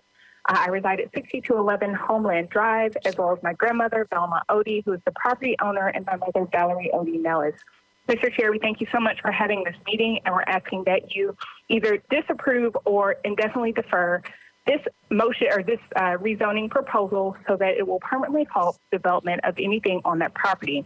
I also thank Mr. Swaggart for his diligence and respect for the community plan that was put in place regarding the area, and his diligence in understanding the rural nature of the area proposed for rezoning. For the reasons stated within his report and all those reasons stated by my neighbors previously, we strongly oppose the rezoning plan. I would note specifically that any development of that hill will require serious infrastructure development and would lead to the raising of the hill, which would have an obvious environmental impact on the waterway and on the trees, which are necessary for our entire city and not simply part of it. Forgive me, my child is in the background. What has not been noted yet is the additional traffic that would happen at Briley Parkway, in addition to the issues at Echo and Stevens, which have caused fatal accidents previously. Finally, I would note that Mr. Hall, Councilmember Hall, has been noticeably absent not only from this meeting, but also from the contact with his constituents. What little communication we have had with him has rendered mixed messages about what the proposed development would actually be, which leads me to believe that he is in conversation, and actually he has been in conversation with the developers as that, thank you, he has been in conversation with the developers as is noted in the developer's application. So he is in conversation with people he does not necessarily represent, yet he will not hear our voices on this matter. No community meeting has been held, and it seems that the information he's receiving and distributing is misleading or inconsistent with that which Metro is giving us. So I would ask that you all disapprove or permanently defer this rezoning proposal in order to maintain the character of the neighborhood and respect the plans in place that have been debated and implemented over time with the Your time has expired. Please complete your thoughts. Thank you so much. Thank you. Sean, next caller.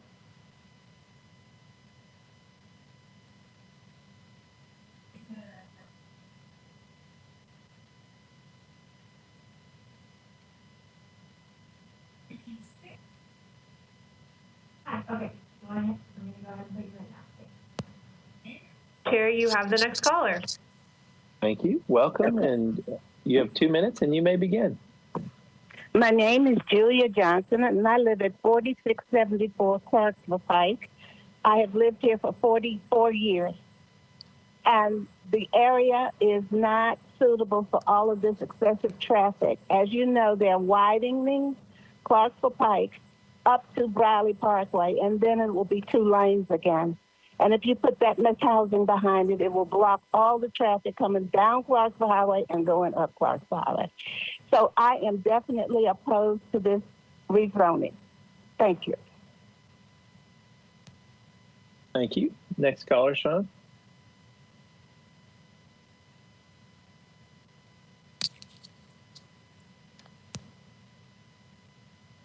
Terry, you have the next caller. Thank you. Welcome. You have 2 minutes, and you may begin. Okay, can you hear me? Yes. Okay. My name is Frances Benton. We live at 3705 Homeland Drive. And I just wanted to comment by saying, no, we do not agree with what's going on. The home across where we had some land across from us, and we've been here over 40 years on Homeland Drive, and the land across from us did not perk because of the amount of rock over there. You've got slopes and hills and valleys everywhere. And I know that people love to build all over Nashville, but when developers come to our city, we hope that people will think, the councilman and the mayor and the governor, everyone will think about the locale, think about the terrain, and then buyer beware, because you don't know what you're putting your family into when it comes to building. And these homes that they're throwing up so fast, it's just, I don't know. It's just, I don't know. It's kind of hard to think about. But anyway, we are voting against that. And also, We want to thank you all for taking the call, and you all have a blessed day. Goodbye. Thank you very much. Next caller, Sean. Chair, we have completed the callers that we had in the queue for this item. Thank you. And so now we are on to rebuttal. There is no applicant on the line. Then we're on to council member. There's no council member.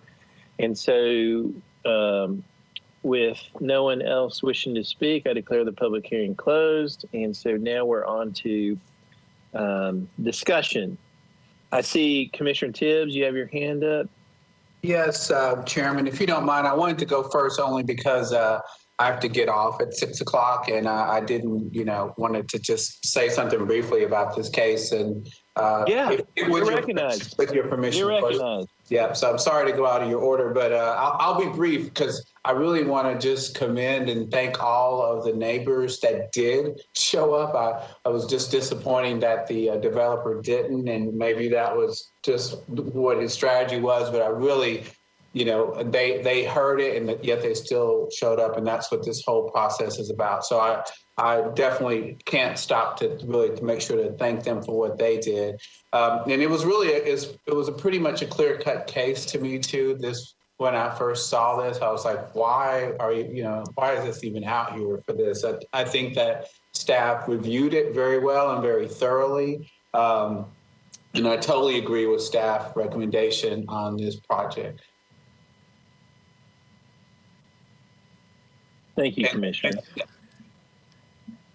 And there's been some, so just let's go ahead though and get, I'd like to get a clarification from the staff team about the indefinite deferral versus a straight up or down vote. Lucy, do you want to go through that, or Lisa, or who wants to discuss that? Lisa, I believe you've been consulting with the council director, so I'd ask you to clarify because the issue pertains to Metro Council rules, and so we wanted to check in with him. Lisa? Yes. Hi, this is Lisa. So the way that zoning bills work essentially is when we review them here at the Planning Commission, if we make a recommendation of approval, then the bill is sent over by planning staff for signature and filing if the council person so chooses. If something is deferred, if this would be deferred, then we would not send over any such legislation. If it was disapproved, we also would not send over any such legislation. Now, in the case that if this item was deferred and then a bill was filed at council, it would be referred to the Planning Commission for a recommendation. And the Planning Commission would have time in which to review that before it could go to council. And the council rule is regarding public hearing by council. And essentially what it says is that once referred to the Planning Commission has 30 days to hear it before a public hearing can be held at council. And so in other words, if it's filed and the Planning Commission fails to hear it within 30 days, they can go ahead with the public hearing. But the Planning Commission still has an opportunity to hear it prior to third reading. And so there are options. So essentially, if it was deferred at this point, no bill would be sent over by planning. If it was disapproved, no bill would be sent over by planning. If subsequently a bill is filed after a deferral, then Planning Commission would have an opportunity to hear it prior to any decisions by council. And Lisa, the only thing I would add there, thank you, is that if it is disapproved, the councilman may still choose to proceed, but there's a higher vote threshold at Metro Council to move it forward. Yes, I'm sorry. So typically for a zoning bill on third reading, it takes 21 votes to approve a zoning bill. If there is a disapproval from the Planning Commission, that becomes 27 votes to overcome a disapproval by the Planning Commission. Thank you. And So we are now still on discussion. Commissioner Sims?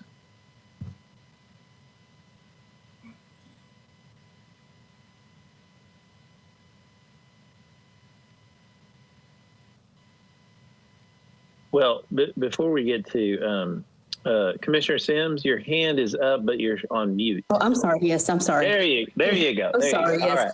I have a question, continuing our conversation, is what happens if it's indefinitely deferred? Lisa? Hi, this is Lisa. If it's indefinitely deferred, I mean, it would just be like a regular deferral. So if it was indefinitely deferred, we wouldn't send over a bill. If it's indefinitely deferred, but then zoning legislation is filed at council, which can be done, zoning legislation can be filed at council by a council member, even if an application hasn't been filed with the planning department. If that happens, if it's filed at council, then it's referred to the planning commission for a hearing, generally prior to public hearing, but at the absolute latest prior to third reading. Okay. So it's the same as just deferral. Yes, that's correct. Okay, if it's deferred and a bill is filed, it would trigger a referral to the planning commission. No matter what. I mean, I didn't know if we deferred it for certain or if indefinitely it just gets taken off totally. Okay, thank you so much. No, it would still be the council member could still file legislation. Okay, thank you. Anything else, Commissioner Sims? You're up. No, I'm good. Thank you. Okay. Councilor Murphy. Thank you, Chairman. I will say that I appreciate how many callers called in, how many letters and petitions that we have. I think that speaks to the organization of this area of the community and of the neighborhood, and I appreciate their input. I want them to know that they have been heard tonight. We appreciate hearing from y'all. I think that this site clearly has a conservation policy almost over the entire thing, and that is extremely important to me, that is not overlooked or ignored. And I think our best posture as the Planning Commission to have a say in this strategically is to indefinitely defer it, because then if a bill is filed, it will come back to us, and at that time, I would like to hear from the community again. And so the motion that I would make after hearing from other commissioners, I would be willing to make a motion to indefinitely defer. And then if either Alex or Lucy or Greg would let us know how we handle not closing the public hearing, because I feel like when this comes back, I want the community to be able to be heard again. But I think our best posture to have a say as a commission on this, not knowing the intention of the council member, not knowing any of the intention of the property developer, is to indefinitely defer it, but keep the public hearing open.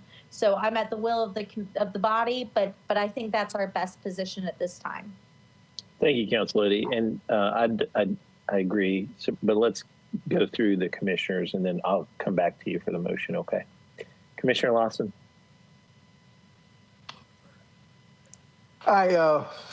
Boy, it's a tough one. I come through that area every day. It's not very far from where I live. And I probably could have written the staff's analysis because I've observed all of the problems that a development of this kind can do. And even more so, I'm extremely concerned about developers who are all of a sudden are like cicadas. They're coming out of the ground, and here they come to Whites Creek, without any rules or regulations. I am concerned about that. But I think the staff's analysis is quite appropriate. I wrestle with the fact which should be an indefinite deferral or just an outright disapproval. I'm still sitting on the fence, and no comments out of the chairman. I want to hear what my other commissioners have to say about this indefinite deferral rather than a straight out disapproval by staff. Thank you, Commissioner. Commissioner Johnson. Thank you, Chair. I am still laughing about Commissioner Lawson's cicada reference, so I need just 1 minute to gather my breath. So I first want to thank community, their passion, and really appreciate sharing their thoughts. And, looking at the policy and looking at the soil and Jason's analysis, I really don't see, a lowable 18 single home, much less a 249 units. So my disappointing thing is we could not have a chance to hear from the developer. So, sometimes even though it's so clear to us, it's not buildable, but every once in a while, developer has really unique idea. I don't know if this is the case or not, but I think at least I would love to have a chance to hear their point of view. So for that in mind, I think, because of the policy, because of soil condition, because of the topography, I don't see 249 unit to allow zoning change. However, if we disapprove tonight, depending on the plan of the district council member and developer, they can move forward with filing the bill. But by disapproving, I think we can postpone or more opportunity for the developer and the council member and the community to engage. So for that reason, I am in favor of indefinite deferral. So if developer and council member decided to carry on the bill regardless, they will have to come back to us again for the public hearing. So I think that will be the better option to me. So I am in favor of indefinite deferral for this item for this evening. Thank you, Commissioner. Commissioner Haynes? Well, as the developer on the panel, I've been called lots of names in my career, but never a cicada. That's a first. Thank you, Commissioner Lawson.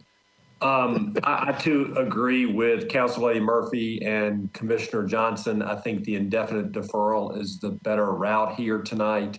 I think staff has analyzed this exactly correctly for all the reasons stated. So I would support an indefinite deferral. Thank you, Commissioner. Vice Chair?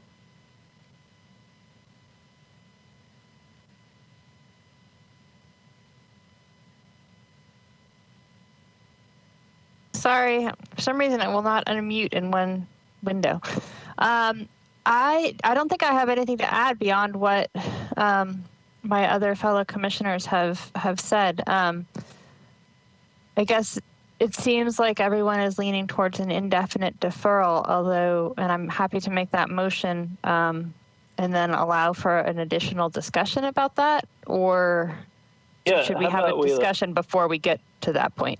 Well, how about we let, I think Councilor Murphy wants to make the motion, and then how about you can second it. So Councilor Murphy, you want to make the motion? Oh, I'm happy to share. If Vice Chair wants to make the motion, she's welcome to.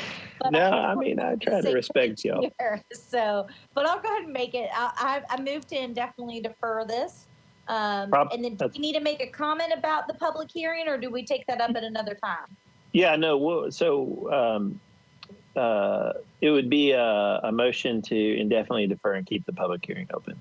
Okay, that's my motion, to indefinitely defer and keep the public hearing open. Thank you. Okay, thank you. And then I will second that. All right, thank you, Vice Chair. Now we are on discussion of the motion. Any other discussion? If you'll raise your hand and or verbally state you want to discuss. I don't see any discussion, so we're ready for a roll call. Vice Chair Farr. Aye. Commissioner Haynes. Aye. Commissioner Johnson. Aye. Commissioner Lawson.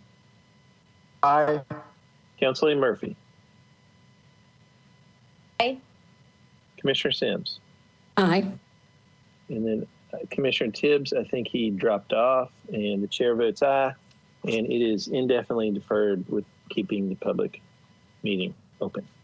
I want to also thank all of the public and folks for calling in. We really appreciate it. Very passionate, and appreciate your thoughts. And thank you for giving us your time tonight. All right, so now we're on to our last item, which is item 25. And I believe Mr. Claxton is going to kick us off here, but this is the the CIB, which is known as the Capital Improvements Budget. Very important document that we have spent, I know, at least a decade almost developing it to where the shape that it's in today. And I'm very proud of the document and the coordination. I believe there's a lot more coordination amongst the departments with planning and the council members and planning. And so I just really appreciate everybody working so hard on this, and Greg and his team. So I will pass it over. Is Greg ready? You ready, Greg? I am, Chair. Good evening. All right, good evening. Go ahead. Thank you. This is Greg Claxton with the Metro Planning Department. I will be presenting item number 25, the FY 2021 to 2022 to FY 2026 to 2027 Capital Improvements Budget. As a reminder, the CIB functions per the Metro Charter such that any capital improvement the Metro makes must be included in the CIB. Inclusion in the CIB does not guarantee funding. So in this way, it only lays out what Metro could spend money on. It includes 6 years of projects, but because it's readopted every year, it is only binding on the first year. A capital improvement is any building, structure, work, or other improvement with an average life of 10 years and a cost greater than $50,000. The Commission's role in the CIB is to assemble the first draft, taking the requests from Metro departments, put them together into kind of an ordering of expenditures for the ensuing fiscal year and the next 5 fiscal years after, and to submit it to the mayor, accompanied by the report and recommendations of the Planning Commission. Once adopted, a project still needs some source of funding to be implemented. The primary source of funding that sort of gets the most attention are general obligation bonds, which are typically issued through a capital spending plan adopted by the Metro Council. In addition to general obligation bonds, there are also revenue bonds, primarily used by Water Services, but also the Sports Authority. 4% funds for smaller office improvements, renovations, and equipment, and then other sources such as enterprise funds or the operating budget or federal or state funds. For considering the FY22 CIB, it was posted online and distributed to the Commission and available for public review alongside the staff report. This year's CIB includes $11 billion across 1,000 project requests. It also includes another about $0.6 billion in requests outside the time frame. Some departments, in particular MNPS, use a 10-year capital planning process for their requests. One of the things that we've worked on over the past couple of years is organizing the CIB to make it more usable and understood. And one of the key parts of that is summarizing all of the requests from the different departments into a series of overarching programs. These programs, displayed on the screen now, represent a little over half of the requests in the CIB. This chart, which is not included in the document right now, is a refinement of one that is in the chart, reorganized at the request of Commissioner Haynes, so that overarching programs are grouped by department. So you can see MNPS, then all of Parks programs, Water and Sewer, Public Works, Library, Fire, and then a couple other departments at the bottom. In assembling recommendations, the Planning Commission considers a number of factors that suggest a project should be recommended as a priority. Things that are specific to a project, such as legal mandates or existing commitments, department priorities, council priorities, coordination opportunities, alignment with Nashville Next, and return on investment, primarily for business-like departments. In considering Nashville Next, the planning staff use the 7 guiding principles shown here, as well as alignment with the growth and preservation concept map. These are the criteria that we look at within each of these guiding principles in making our assessment.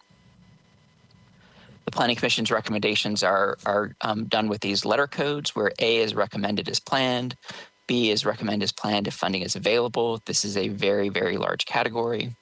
There are a small number of projects that are identified as C, recommending further work.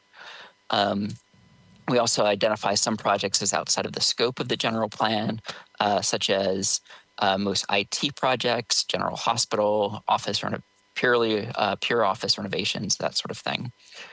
We also maintain a code N for not assessed. These are primarily for projects that are added after the Planning Commission makes its recommendation. And then last, we do occasionally identify a project as not conforming to the general plan. This year, there are no such projects. So I'm going to now go through the primary draft recommendations that we have. These are the A, recommend as planned projects. The first category are projects whose funding is already secured. These are Arts Commission projects that receive funding through the 1% for Art Fund. That's a 1% of certain categories of general obligation bonds. So the Arts Commission uses the CIB to program and communicate how they're going to use that funding that's already been allocated to them.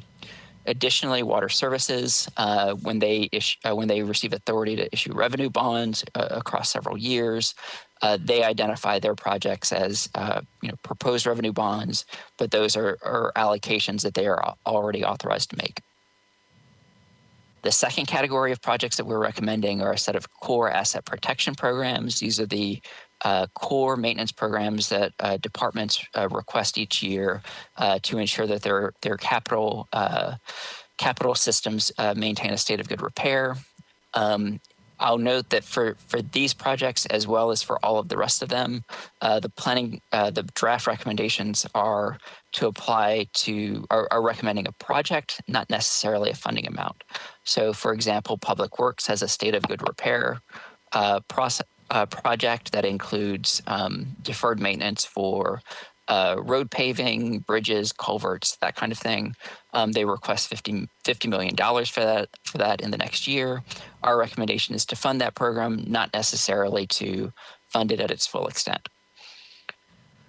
The third set of recommendations that we have are current commitments. This is our attempt to monitor and reflect back our understanding of what Metro has already committed to, usually through council action or some other agreement.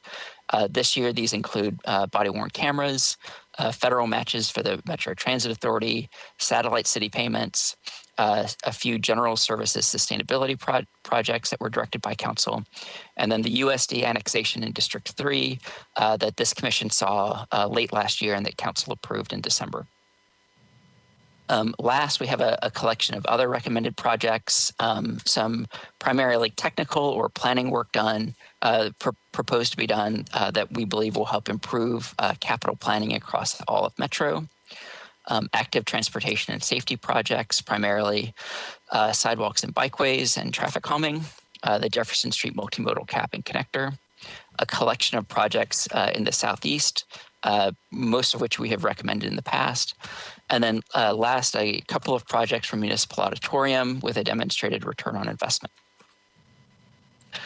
We have also provided this afternoon a set of amendments for the CIB that we are proposing. These are, in my view, these are all minor corrections, and none of them are substantive, but they include categories where the tax district is missing or incorrectly specified, a few places where we scored projects, but it is missing from the CIB, some corrections to council districts, funding phases, capital priority groups, and then a couple of missing or corrected maps. We also have a few recommendations to correct. Again, these are not substantive changes. These are in line with how we default to handle these particular projects.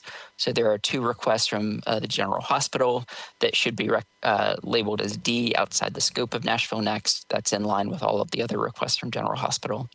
And then 2 requests from the Arts Commission that we missed in identifying as A, recommended as planned on the basis that their funding is already appropriated. And with that, I'll conclude. Our recommendation is to submit the FY 2021-2022 capital improvements budget for consideration by the mayor with amendments as shown. Thank you. Chairman, this is Lucy Kemp with the Planning Department. I wanted to also thank Greg, but seek a clarification, Greg, to confirm that the recommendations regarding Second Avenue recovery were included in the initial packet to the commission. Yes, that's correct. The 2 programs, one for parks and one for public works, are included in the CIB that was distributed. Thank you. I know that was as we are continuing the engagement process there, that was a later included item. So thank you. Chair, forgive me for interrupting. No problem. We appreciate that. I want to make sure we do have everything included. I want to thank Greg again. Appreciate that and the team. And so now we will open this item for public hearing. As the Planning Commission, we're really the applicant. And so we'll treat Greg's presentation as such. So now we're ready to take calls from the public, members of the public who wish to call in. Your screen should show that call-in number now. Please call in. You don't need to wait because we will put you in a queue. And since this is our last item, we appreciate everyone calling in. Everyone has 2 minutes to speak.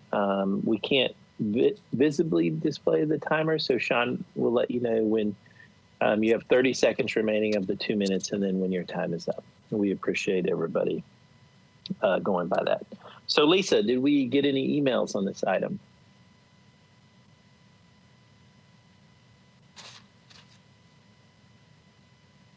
Hi, Chairman.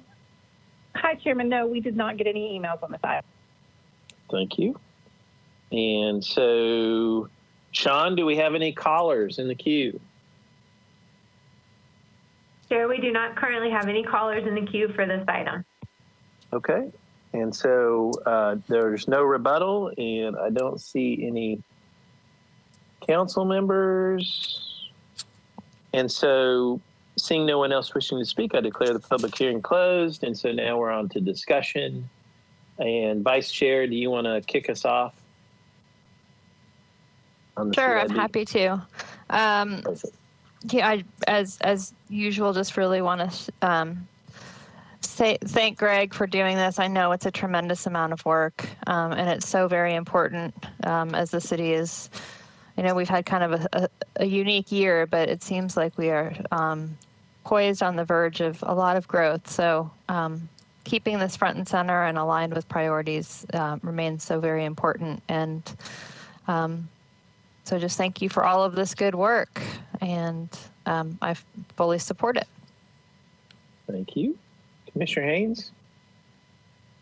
Kudos to Mr. Claxton. It gets better every year, and this is an important part of what staff and our commission does for the city. We need to keep reading it as much as we can, even though it's a very detailed analysis. But kudos to Greg, and I will support it as well. Thank you, Commissioner. Commissioner Johnson? Thank you, Chair. I echo the compliment and kudos to Mr. Clarkson. I mean, it's a really, large undertaking. I mean, each year we have lots of needs from each and every department, and try to put in one document and try to prioritize is a really hard work. But you have been really great job past few years, and it really easy for us to understand as far as your consolidation and matrix or the priorities. So I really appreciate that. And I think other department is now kind of mindset is different. So not only year one priority, but year 2, year 3, year 5, year 6. So I think we are now, each department is trained ourselves to see really truly capital improvement budget prospect and the long-term planning. So I really appreciate the lead our planning staff and also each department, and I am in support. Thank you. Commissioner Lawson? I can't add a whole lot other than I want to thank Greg personally for my briefing. Since it's been some time I've been away from reviewing the CIB, and it's a great document, and I really can't add in much of anything else that the other commissioners have said other than, Greg, you've done a fantastic job. All of the staff has done a great job in getting this out. So I'm very supportive of the document. Thank you, Commissioner. And thank you for meeting with Greg. We appreciate that. Councilor Murphy? Thank you, Chairman. Greg needs to be publicly thanked and praised for having to put up with me as chair the last 2 years of planning at council, because he's been very patient with my schedule, with the council schedule, with the council members, with us, with him sending us things and us consistently losing them in our emails, and him not losing his patience with us ever when I would have. And so since this is my last CIB as the chair, I just wanted to really just say thank you so much, Greg, and thank you so much, Lucy, and the rest of the staff for allowing this process to grow in the way that it needs to grow. We are in such a better place because the CIB is becoming more disciplined and a better document for us to fiscally and planning-wise plan from. So policy and fiscally, it's important, and I just thank y'all for this process. I think we're getting there with clearing out dead wood and getting good, solid projects in there. So thank you so much. I appreciate it, and I totally support it. Thank you, Council Lady. And Commissioner Sims, you're last. Oh, okay. So, I want to join my colleagues in thanking, of course, our staff and Greg. Greg knows how much I really appreciate him and how much he challenges my thinking.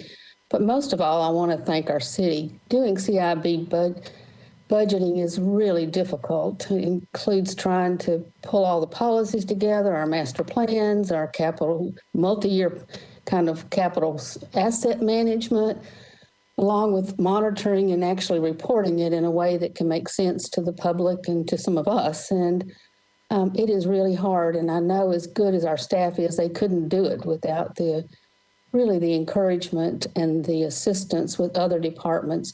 It can become a real mess, and it has been in other cities. And yet I think the commitment from all of us and from all of our department heads to keep pushing on this and has been kind of a real exemplar for me. So thanks to everyone, to my fellow commissioners. This is an important way of budgeting, and yet the deeper it goes, sometimes the more difficult it is. So I cheer us all on in this. Oh, and I approve it. Well, and so you're last, so maybe a motion as well? Yes, I move that we adopt this year's capital improvement plan as presented by Greg. Along with the amendments. Oh, yes, yes, and along with the amendments. Thank you, Commissioner. That's a proper motion. And Council Lady, you want to second it? To second that motion. Thank you. I'd love to. Thank you, Council Lady. We appreciate all your hard work on this as well. So that's a proper motion and a second. Any discussion? You'd raise your icon hand or verbally state you'd like to speak. And I do not see any. And so we're ready for a roll call. Vice Chair Farr. Aye. Commissioner Haynes. Aye. Commissioner Johnson. Aye. Commissioner Lawson. Aye. Council Lady Murphy. Aye. Commissioner Sims. Aye. And Chair votes aye, and ayes have it, and CIB is approved with amendments. Thank you, Greg. We really appreciate it. And so now we move on to other business. And so anything from historic? Mr. Chairman, no report from Historic this evening. Okay, thank you, Commissioner. And Parks? Yes, we do have a public meeting on May the 5th, the evening of May the 5th at Hadley Park. There has been a name change suggested to honor Kwame Leonard. And so we're having a community meeting on May the 5th at, I think, 5:30 in the evening. So if anybody wants to attend, that's going to be a very important meeting. Thanks, Jeff. Executive committee report. So just real quick. So we're not going to have another teleconference meeting. We're going to be in person. And so plans have been draft plans are underway to make that happen and do it within the guidelines of CDC and the health department. I want to say that I've been working with the team and Lucy, and I've discussed with them that to communicate to the commissioners about the plan and if you have any personal needs as well. So I know it's going to be different going back in person, but you know, we basically have to do it per the law. So we're going to move towards that direction. We'll probably be one of the first commissions to do, or one of the first. And so, Lucy, do you want to add anything to that, Commissioner? Sure. I just want to. Director Kemp, sorry. Sure, that's okay. I just want to let the commissioners know that we've been working on a plan for several weeks now in consultation with Metro Health. They have to approve our approach to layout, to traffic flow, to number of people in the room.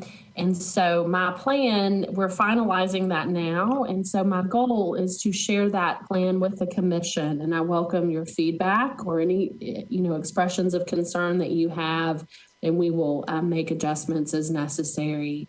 And so we have the health and safety of the commissioners and the public in mind. Thank you, Director. I really appreciate that. That's really all I wanted to, that's all I had for Executive Committee. Vice Chair, anything else, or you have any comments? Oh, I think we'll all be interested to see what the plan is for this in the next few weeks. It's probably good we have 3 weeks till our next meeting. Yes, absolutely. And so I appreciate everybody's patience, and once that information comes out, please, I'm begging you guys to please talk to the team if you have any concerns, because I want to make sure everybody's comfortable. And then also the other piece is we have to abide by the law. So we've been working with Metro, the director has been working with Metro Legal as well to make sure that that balance is there. And so I appreciate everybody on that. Director, anything else for your director's report? I would just mention that tomorrow the Urban Land Institute is releasing preliminary recommendations to our community regarding the Second Avenue and recovery effort there. I'm in the process of reviewing those recommendations now, along with several colleagues in Metro.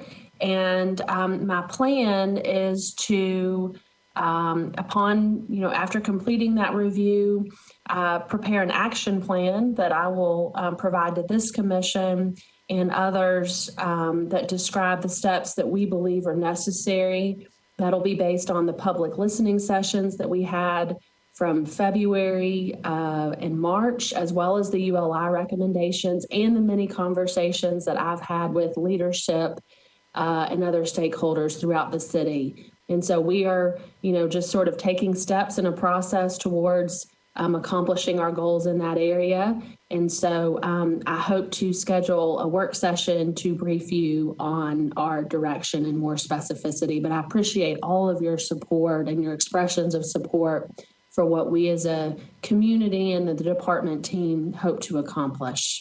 So thank you. Thank you, Director. Legislative, Council Lady, anything on the legislative front? All set over here. Thank you, Chairman.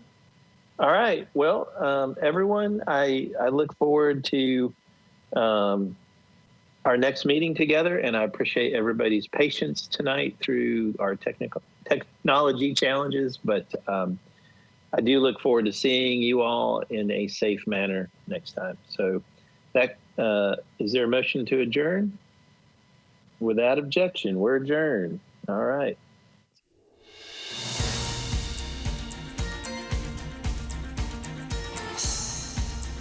This has been a service of the Metro Nashville Network. If you would like to see this presentation again, or for more information about this and other programs, visit nashville.gov.